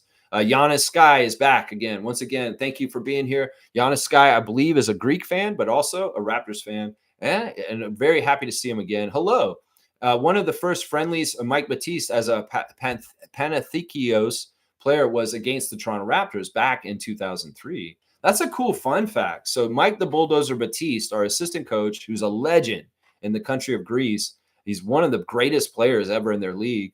He had one of his first friendly games against the Raptors way back 22 years ago. That's awesome. I love that little factoid. I was not aware of this. I know the Raptors often see people and scout them, and then they come back around. It's kind of like James Wade is our summer league coach because he coached the Chicago Sky in the WNBA game in Toronto against the Minnesota Lynx. And Masai was like, "Hey, you want to come work for me?" It's kind of like that. Or Anthony Parker was playing for Tel Aviv and kicked the Raptors' ass, and they stole the Naismith Cup, took it to Tel Aviv. But then Anthony Parker got signed by the Raptors down the road. So it seems like, often the Raptors have weird crossroads with different people and coaches and players at different places. And yeah, that's an interesting factoid. I love that, Giannis guy. I'm going to give you a dunk for information. I was not aware that Mike Batiste had played against the Raptors in 2003. So that's very, very cool. Let me see. Is he on this list right now? No, he isn't. We're going to add you for the first time. This is your first dunk ever. So yeah, we'll put Giannis Sky on here. Let me see. All right, boom goes the dynamite. You got the Brandon Ingram Notorious BI3. That's right. You got that 3, bro. There you go. You get 3-pointers for dunks on this channel. Let's see. Kareem saying, laugh out loud. People actually think we were going to trade our 9th pick for Derek White. Laugh out loud. I know. I saw it. Critical thinking process, very important in today's world. So much bullshit in the news all over the place. Critical thinking. Let that hamster run in your head. Does this make sense? Does this seem like this is real? Or does this seem like it's bullshit? Seems like it's bullshit. Seems like it's masterminded by some Celtics fan who thinks they're funny and they just want to say some shit. That's what it sounds like to me. Daryl Turner's here. This has been a long time. Daryl Turner's a long-time Raptor freak. I remember you, Daryl, from way back. And welcome back, man. Good to see you back, Daryl. Never react, especially with emotions. Learn to respond to situations in life so that you can gain greater emotional intelligence and wisdom. That's stoicism right there. That is stoicism right there. That's Marcus Aurelius right there. Daryl Turner coming in with the stoicism. That's right. That's right. Kareem saying above comment is on point. There you go. And Daryl's also saying spiritual faith and mental health fellowship due to a potential legal matter early in my lifetime, aka prison, taught me that in life, a life lesson. Okay. Man, that's a tough life lesson to learn. And man, but you know what? He's wiser and better for it ever since. And that's what life is. People will make mistakes. People will go through hardships, whether it's their own doing or unjustly given to them. But, once again, everything that doesn't kill you makes you stronger. And that's the thing, man. Daryl Turner had something happen to him a long time ago, and he's made himself a better person because of it. And that's man. I salute that. All kinds of ways. Daryl Turner, you're getting a dunk. We're getting a lot of new names in here, getting new dunks. I know Daryl's been here with us before, but I don't think he's ever gotten a dunk. Daryl, you were here like 2 or 3 years ago, right? You came and joined my channel a long time ago, and I haven't seen you in a couple of years, but I'm going to put you on the list. You're getting your first dunk just like Giannis Sky just did. So you're a notorious BI3 also.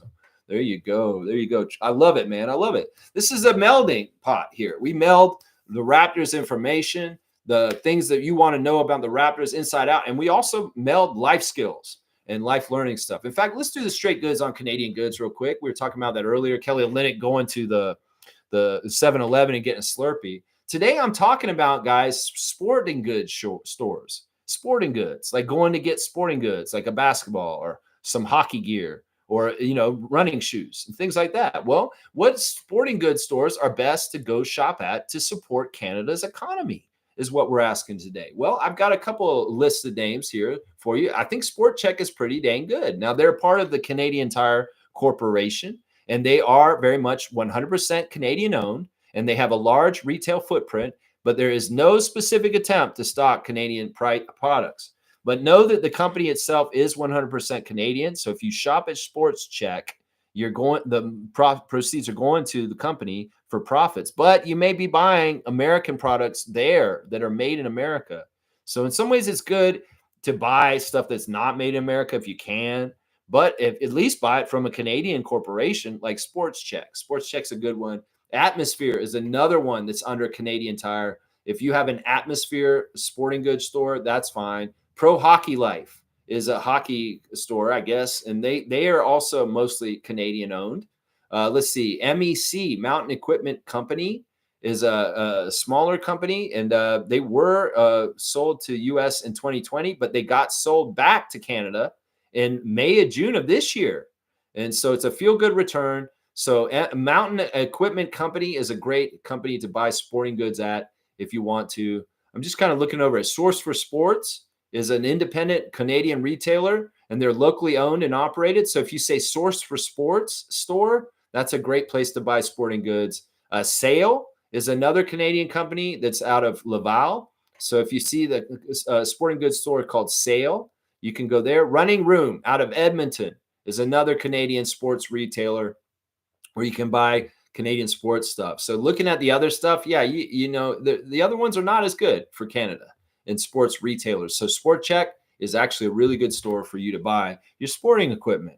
Yeah, there you go. Boom goes the dynamite. Trevor J saying, I hope Jonathan gets to start tonight instead of Castleton.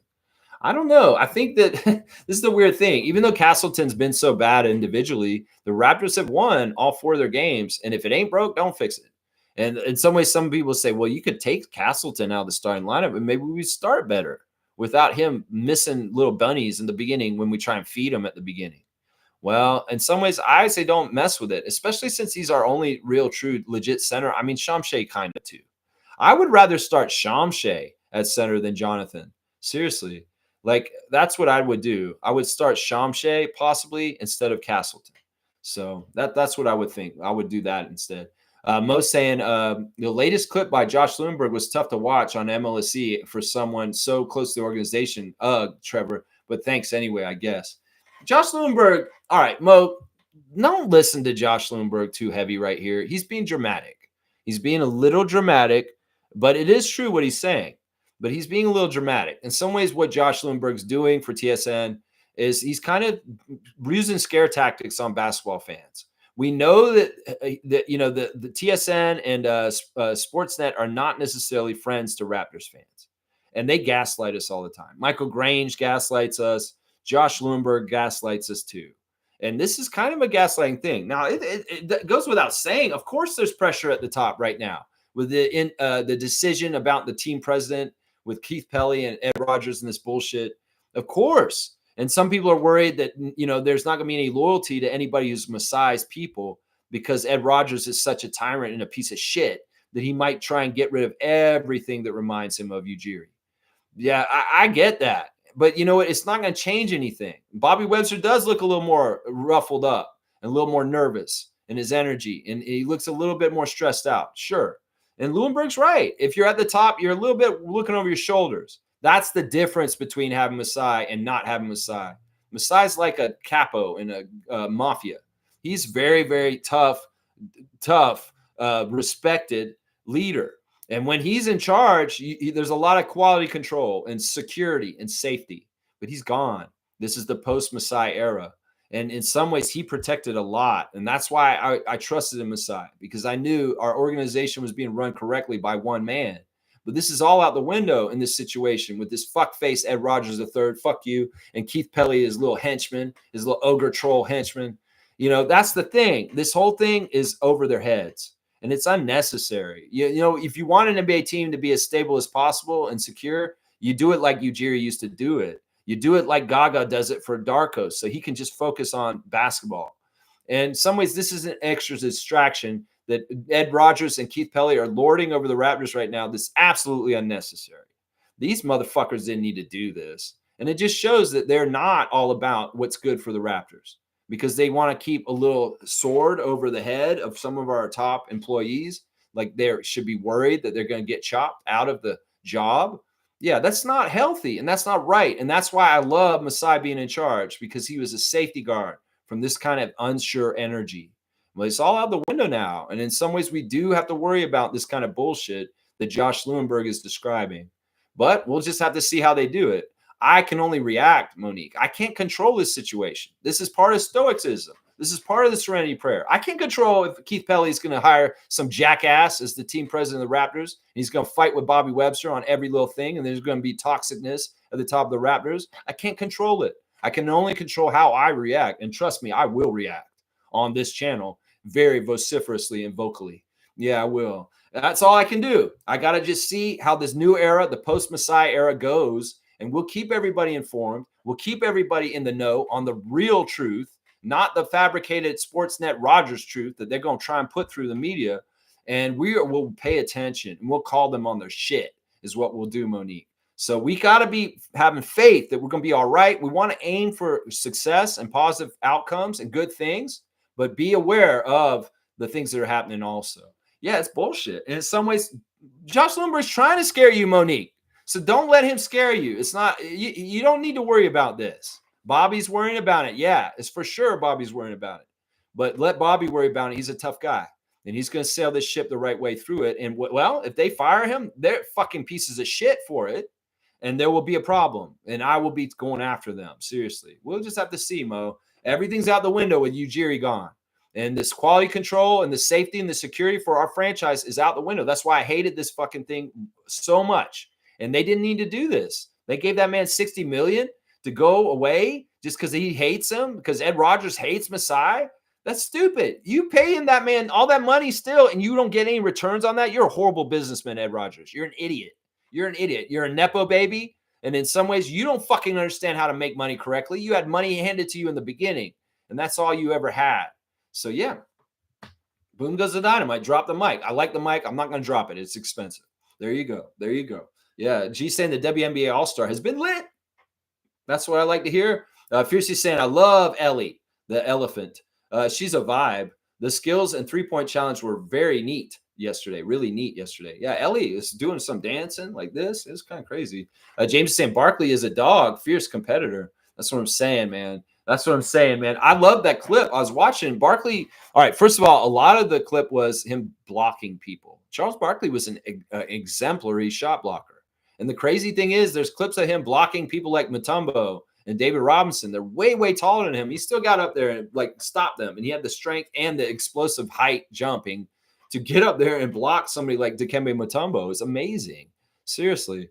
But yeah, Colin Murray Boyles has got that kind of shot blocking too. I don't know. We'll have to see the range of it. We'll have to see if he can be totally like Barkley in that realm of shot blocking. And the fun thing is about when Barkley would block people, he would talk so much shit afterwards. It was like all these clips of him blocking the shit out of somebody and they're laying on the ground. He's like saying, yeah, you shouldn't even try that, motherfucker, is what he's saying. And then there's like clips in that clip. I posted it on the Discord. And him and Oakley are about to fight. It's so crazy. Charles Oakley, Raptors legend, and Charles Barkley. Oh, man, that's a heavyweight matchup. Like, that's like Clubber Lang and Rocky right there, bro. That's like that, man. That's totally like that. That's right. Kaloy saying it seems like Colin Murray Boyles is anticipating where the ball goes, and that's why he gets all the deflections and pair it with the long arms. Yeah. Yeah, his anticipation is on point. He reads the floor and the play very, very well, and he's a step ahead. And then you add in that he has these giant absorbing hands with long arms and a quick get to it. Yeah, yeah, and that's a Barkley trait. Barkley could do all that shit too. He could see it ahead of time, and he had the ability to get the ball before other people all over the place. And Colin's showing that. He's showing that right there. Let's keep going in the chat. Kareem saying at Kaloy, that's a result of the game moving slow for him. Colin Murray Boyles' anticipation and positioning is pretty high level. Yeah, it's ahead. It's ahead. And the cool thing is he's coming in at the floor level as a rookie, not really knowing the NBA, but he has this aptitude already. So he's at a floor level with it. So there's an expansion of anticipation and awareness on the court as he gets more comfortable and understands the speed and the strength of the NBA game. There's room for progress to even improve on this, which is really cool because we're seeing it already. We're seeing it already in Summer League right now. Yeah. Stargate saying, yeah, he reminds me of Charles as well. Charles was a better shooter, though. Yeah. Charles is a better shooter, a clutch shooter.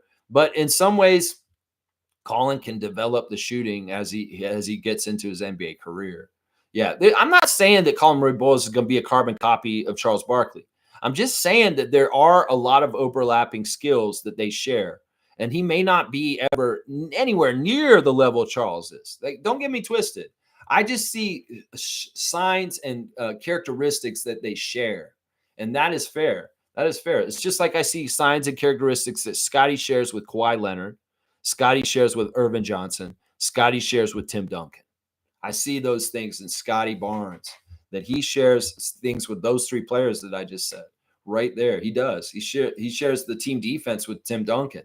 He does a lot of the same things that Duncan does on defense. Scotty Barnes does now on the team defense side. And that's why he got better last year. Casuals who think Scotty was sloppy last year. No, he wasn't. That man was perfecting Tim Duncan-esque kind of team defense on the court while you guys were worried about his scoring. So, yeah, you should have been paying attention a little bit. You might have seen what I saw. That's right. James is saying, Lex, don't you see a little Julius Randle in his game offensively? Well, we haven't really seen Colin Murray-Boyles do a whole lot offensively yet in some ways. You know, a lot of the stuff I saw in his highlights from South Carolina was a lot of like very plucky, kind of like using his pivot foot and getting up and around underneath people, a little bit like Kevin McHale or Hakeem Olajuwon back in the 80s. It is a little bit of like shifting around and misdirections and then kind of flipping up around the shot underneath the basket with a taller defender near him. So there's kind of some really savvy, kind of like smart footwork and near the basket kind of play that he can do with either like fakes or kind of swinging his pivot foot or turning this way and coming around this way with either the left or the right, you know, that kind of stuff. And the other thing is if he has that explosiveness like Barkley, he should be able to do those kind of turns and moves. And if the guy gives him an opening, he elevate and dunk it on their head, you know, because that's a big part of it. I don't see Julius Randle in him, but that's mostly because we haven't seen enough of Colin Murray-Boyles in his more standard offense, like calling plays for him. No, he's a garbage man. This year, he's going to be hanging off the back of the end of the garbage truck and collecting the garbage cans and throwing them back in as offensive rebound putbacks. That's his main role this year. Play defense, get stocks, and play garbage man. He's not going to be taking a lot of threes, hopefully. He may take them to an extent, but he's not going to get a lot of play calls for him, and don't expect him to get post-ups. So we may not get to discover Colin Murray-Boyles' refined offensive game for a couple of years, actually. He's going to have to be it'll be like Siakam. Siakam had to be a run around all over the place, do dirty work kind of player before the offense started running through him. So it'll be like that a little bit, yeah. Most saying W Stream, W Vibes, go Raptors for life. Keep at it always, Lex. Strong forever. Just helping me limit the comments. And I appreciate that, Mo, my producer, Monique Lawrence. Wayne is here. Good morning to our Sergeant at Arms. Morning, Raptor Freaks. Lexicon, how deep do you think our rotation is going to be for next season? Based on what we see, it could be 9. Well, Darko has a calling card of playing 10 players every game. He's going to be playing 10 guys. Now, I would say this. There's going to be the starting 5. There'll be Grady, there'll be Jamal, and there'll be Jacoby maybe or Oshai, and those 4. And then like the last 2, like I would say there's going to be 3 guys off the bench that'll play every game, and it'll probably be Grady and Jamal and maybe Jacoby or Oshai. I'm not sure. And then it'll be a flip. Like it could flip from Jonathan or Ulrich or this person as the other 2 guys to fill out the whole 10. So there may be very well the starting 5 who are very regular, hopefully God willing, not injured the whole entire year. And then we'll have like the 6th man, the 7th guy, and the 8th guy who may be pretty much ensconced every single game. And then the 2 other players in the 10-man rotation every night will be rotating in and out from guys that may not play every night. And those will be guys like Jamison Battle, Jonathan Mobo, Ulrich Shamshay, anybody who's not totally established as essential for our roster in every game. Grady Dick will be in every game.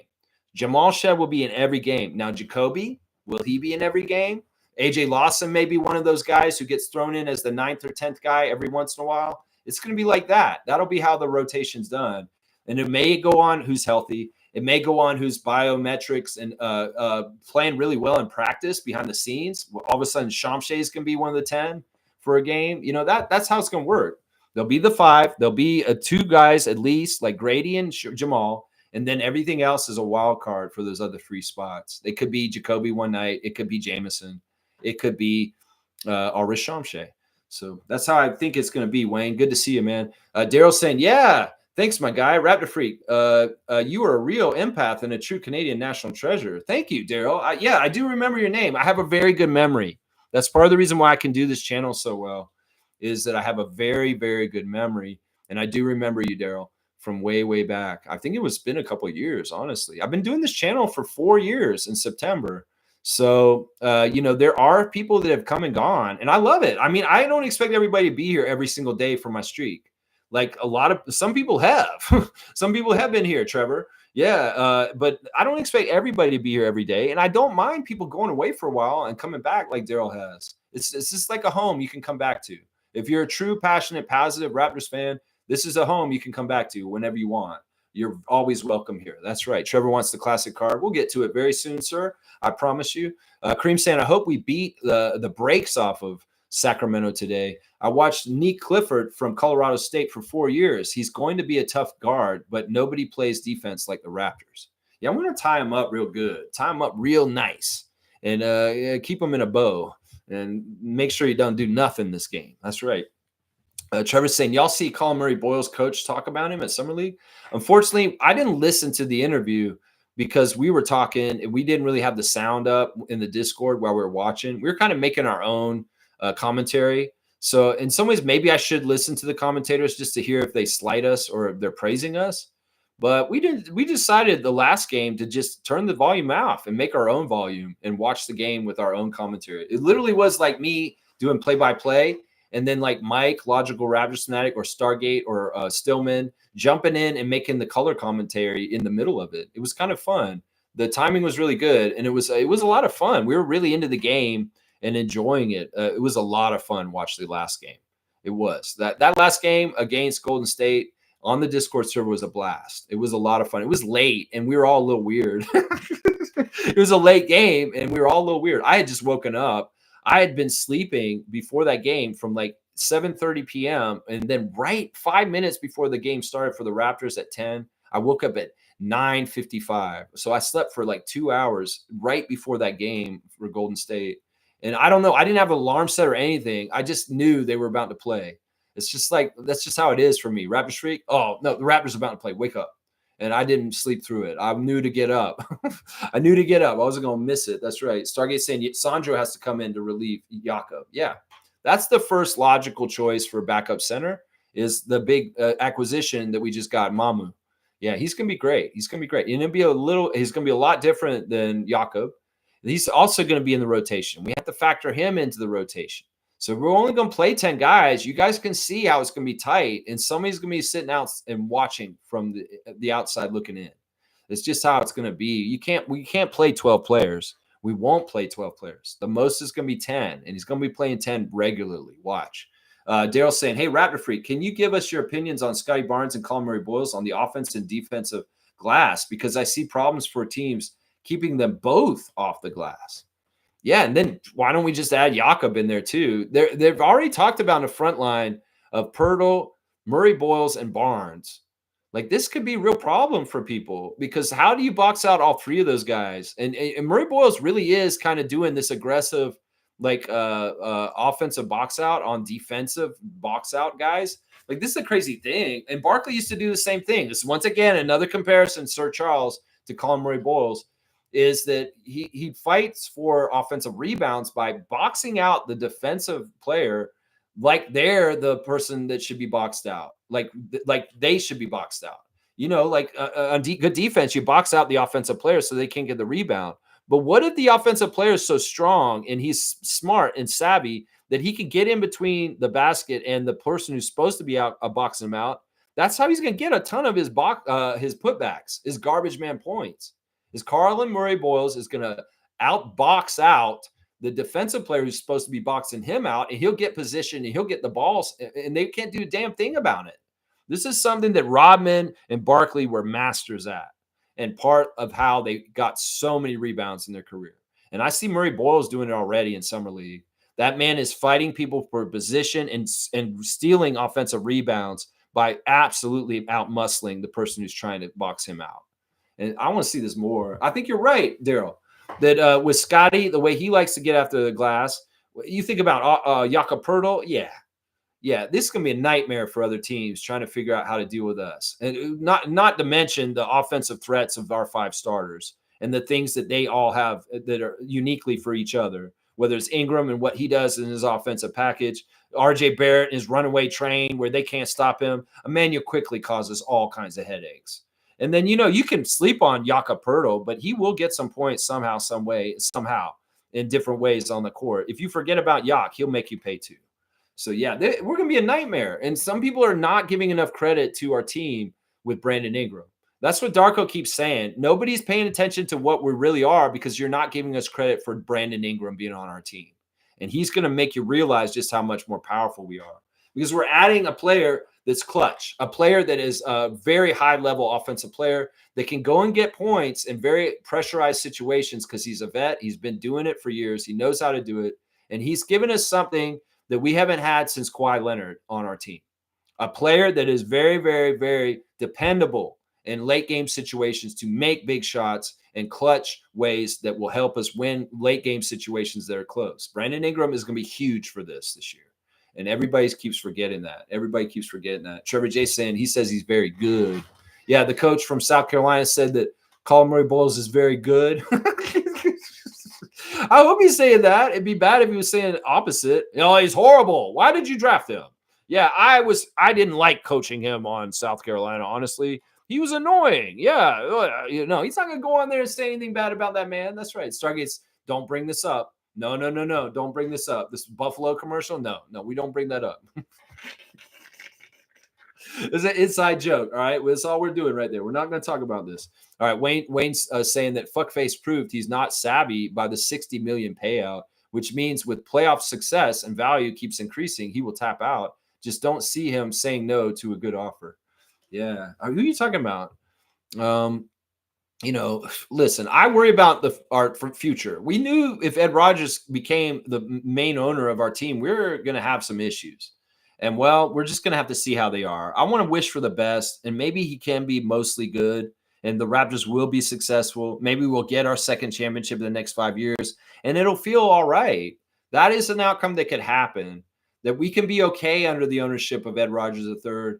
If we win a championship in the next 5 years, that'll be a sign that says, yeah, we're going to be all right. But in some ways, there are all kinds of different ways where the wheels can come off the cart and bad things can happen for the Raptors. So, one of the ways is like you want to steer the car into the ditch or you want to keep steering it down the road. Focus on the road. We can look at the ditch where the car could easily slide into on an icy road. But if you look at the ditch, you'll go there. We want to look straight down the road towards success and things going smoothly. So let's not anticipate bad things for the Raptors. Let's not think that the worst is coming. Let's hope for the best, and let's keep looking for those goals and striving for them because that's all we can do. That's all we can do in this, and I think we will. I think we'll be all right. Yeah, Stargate's laughing about this. I'm not even going to bring up the Buffalo thing. I'm sorry. It's an inside joke. If you want to know about it, you got to be in Discord, obviously. All right, let me see. All right, let's see who we got today. You know what? Why not? Since we've been talking a little bit about this and this and this, and it seems like we've had a lot of Heat players lately. All right, be quick on the classic card because this one's going to go quick. So get it.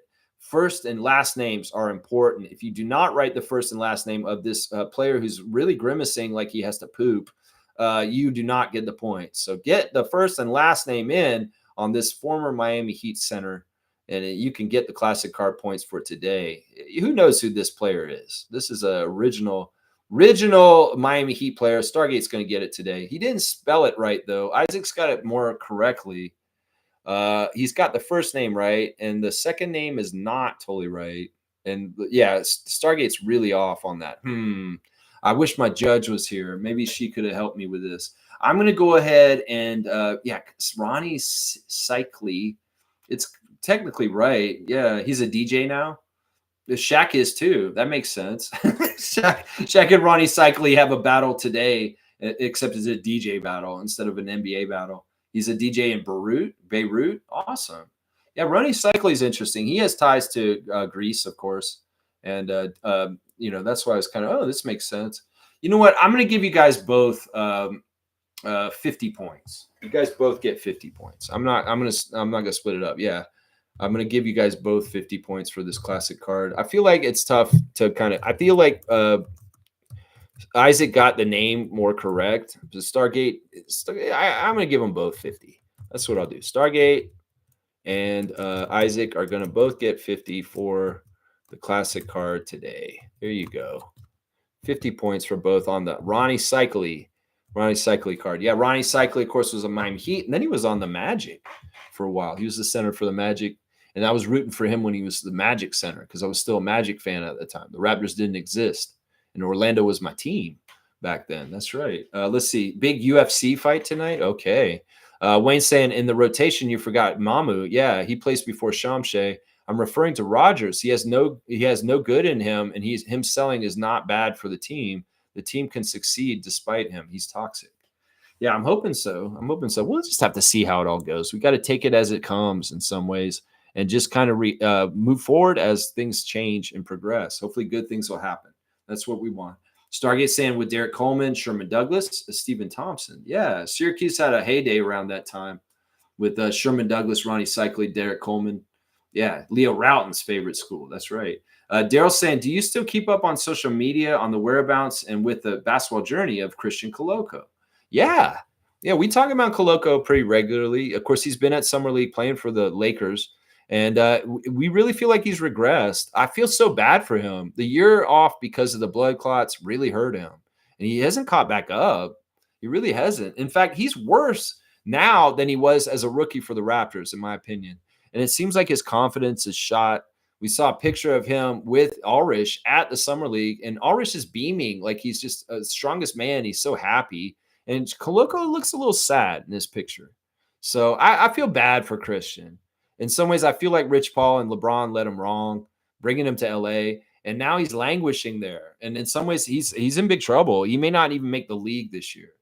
It's like, I don't know what's going to happen with Christian. I feel bad for him. Let's just put it that way. Isaac's saying, off to paddleboarding. Have a great day. There you go. Isaac's not just touching grass. He's touching water. So get out there and touch water this weekend. It's July in Canada. You need to get out there while you can.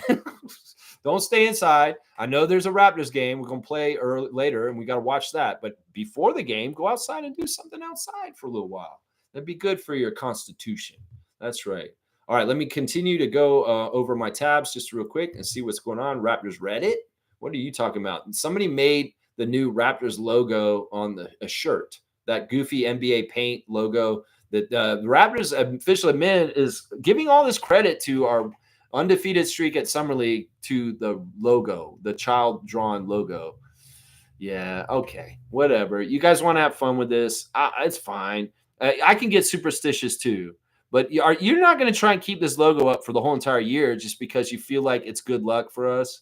When we lose a game, eventually, will you take the logo down, the NBA paint logo, official Raptors admit? I don't know. People are making shirts, though, at this point of that logo right now. Yeah, they're showing the highlights of Jonathan Mobo from the bench and his cheering from the last game. And there's a picture of Cameron Lowry at 10 years old. Time to feel old. Yeah, Cameron's growing up there. Yeah, Kyle Lowry's younger son. It's pretty cool to see. Let's see what else is going on here. Yeah, there's not much here. The people are so happy about CMB make a three-pointer. All right, let's see. There's an article here saying that RJ might be cheaper to keep long-term than we think. You know, Herb Jones is just agreeing to a 3-year, $68 million contract. And, yeah, this is crazy. I mean, I'm telling you right now, guys, okay, somebody else has put here. This is the guy I don't really like on Raptors Reddit. He's saying that the Pelicans curse is real. Ingram going to the Raptors got rid of the curse for him, but Derek Queen is now sidelined at least 3 months after a wrist injury. All right, I got to get out of Raptors Reddit. It's crazy. Yeah, the Pelicans, they probably don't have a Dr. Alex, and that's the big difference right there. And, yeah, that's just how it is. Let's see what else we got going. All right, there's a birthday today, guys. It's a kind of a controversial birthday in Raptors land. It's the birthday of Alan Slate. Alan Slate's a former owner of the Toronto Raptors. He's pretty old. He died actually in 2021. He was 90 years old. He was one of the early owners with John Batove Jr. And in some ways, he's the one who stabbed John in the back and made him have to get out as an owner of the Raptors. And in some ways, I say F you to Alan Slate, but also thank you for being part of the early Raptors. It's tough. But he was the one, this is what it says here about it. He's the one who said he didn't like the Raptors getting their own building, and he didn't think that they financially could do it. So he was the one who was a big part in bringing in MLSE and getting the Leafs and Steve Stavro involved, which is kind of bullshit, man. He used the shotgun clause on John Batove, forcing him to either sell his part of the team or buy Slate out, and he couldn't buy him out because he didn't have the money. So he strong-armed John Batove Jr. out of his dream. So in some ways, I say F you, Alan Slate. Man, in some ways, yeah, he's passed on. He died a couple years ago, so it is what it is. It's sad. Daryl's saying one last thing. I've been watching the Raptors rebuild and also the Hawks. It's my belief they both can shock the NBA world and win the Eastern Conference. I think the Hawks did a really good job this offseason. It's weird. I don't wish them well, though. I want them to have chaos and problems. But yeah, they are interesting. I think that Porzingis is an interesting player. I'm more impressed with the other guys they got. Porzingis is kind of like he's not a good person to get. He's lucky he got a championship with the Celtics, honestly. In some ways, they won despite him. But yeah, Porzingis is a loser to me. And in some ways, I wouldn't put any like weight into getting him, but maybe Nickeil Alexander-Walker and maybe a couple of the other players they got is more interesting to me for the Hawks. It definitely is that Trae Young's going to have more help this year. Definitely is for sure. We'll have to see. It really does seem like some of the teams that were really good in the Eastern Conference this past year are not. Celtics are going to be tanking. The Sixers, I don't really believe they're going to come back this year. They're going to stay at the bottom. Milwaukee's going to be worse. Miami is still kind of a half-assed team. Even if Dwayne Wade thinks getting Norman Powell is going to make them better, I don't think so. They're going to be kind of a middling team too. So it's going to be like the Raptors, the Hawks, the Magic, the Pistons. Those four teams are ready to jump up and get more higher up in the Eastern Conference hierarchy. And they will. A few of them will. Not all of them, though. Also, the Pacers are going to go down from where they were this last year, too, with Halliburton out. And Miles Turner gone. So, yeah, there's going to be a couple things happening there.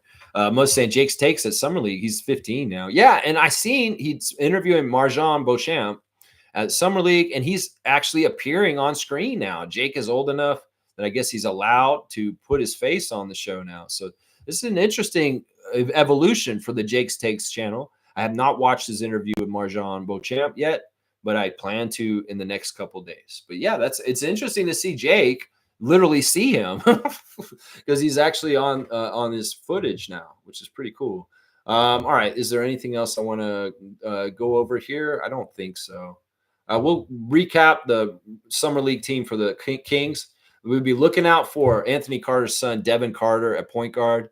He's probably the most experienced player for them on their team. Nick Clifford has looked really good and is the leading scorer for the Summer League team for the Kings. So watch out for him. We need to put him in a box, Jacoby Walter and crew, please. Also, the second-round pick, Maxime Renaud from France and Stanford.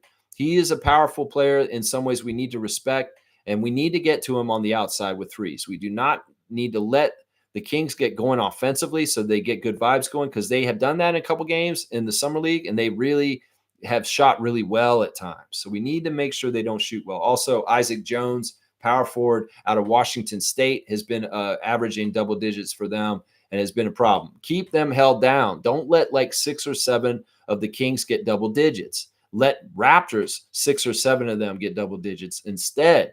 If we need a big game, like a 30-point game from A.J. Lawson or Jacoby Walter, do that, gentlemen. Jamal Shed, have your best game of the Summer League today. Colin Castleton, wake up and do something finally tonight. James Wade, rebound the other team and take care of the ball, win the turnover battle. This team is susceptible to getting their ball turned over, the Sacramento Kings. So dogged defense, like you guys have already been doing it, you guys should be fine. You can get that ball pried loose from them. All right, I'm almost at 2 hours. So we're going to finish it right at 2 hours on the dot. Yeah. Daryl's saying, I agree with those fabulous 4, Raptors, Hawks, Pistons, and Magic.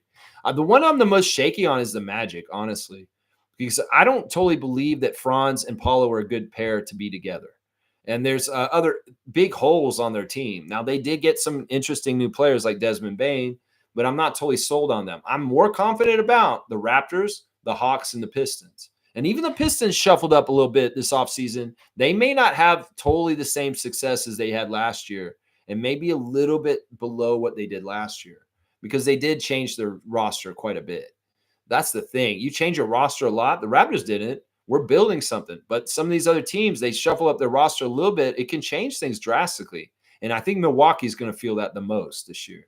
You can't get by with Kyle Kuzma, Kevin Porter, and what you're trying to do there along Giannis and losing Brook Lopez. Yeah, that's not a good mix in Milwaukee. Y'all are going to really miss Brook Lopez in Milwaukee this year. Seriously. Giannis has never played without Brook Lopez, and he's going to really miss him this year. Trust me. You're going to see it. You're going to see it. And, the Bucks are going to be way worse this year. I'm going to predict this right now. All right, y'all. Thanks for watching the Raptor Freak stream. A preview for Sacramento Kings today. Semifinal matchup. 4 p.m. Eastern time is the start. And hopefully you'll get to watch the game and enjoy it. It's fantastic stuff. Let's win today, Coco and the Raptors, so we can play tomorrow night for the rings, baby. The championship rings. That's right. All right, y'all. Thank you for watching. Let's go Toronto Tempo. Let's go Team Canada basketball. And then let's go Toronto Raptors. Scotty Barnes, you're my hero. Let's go.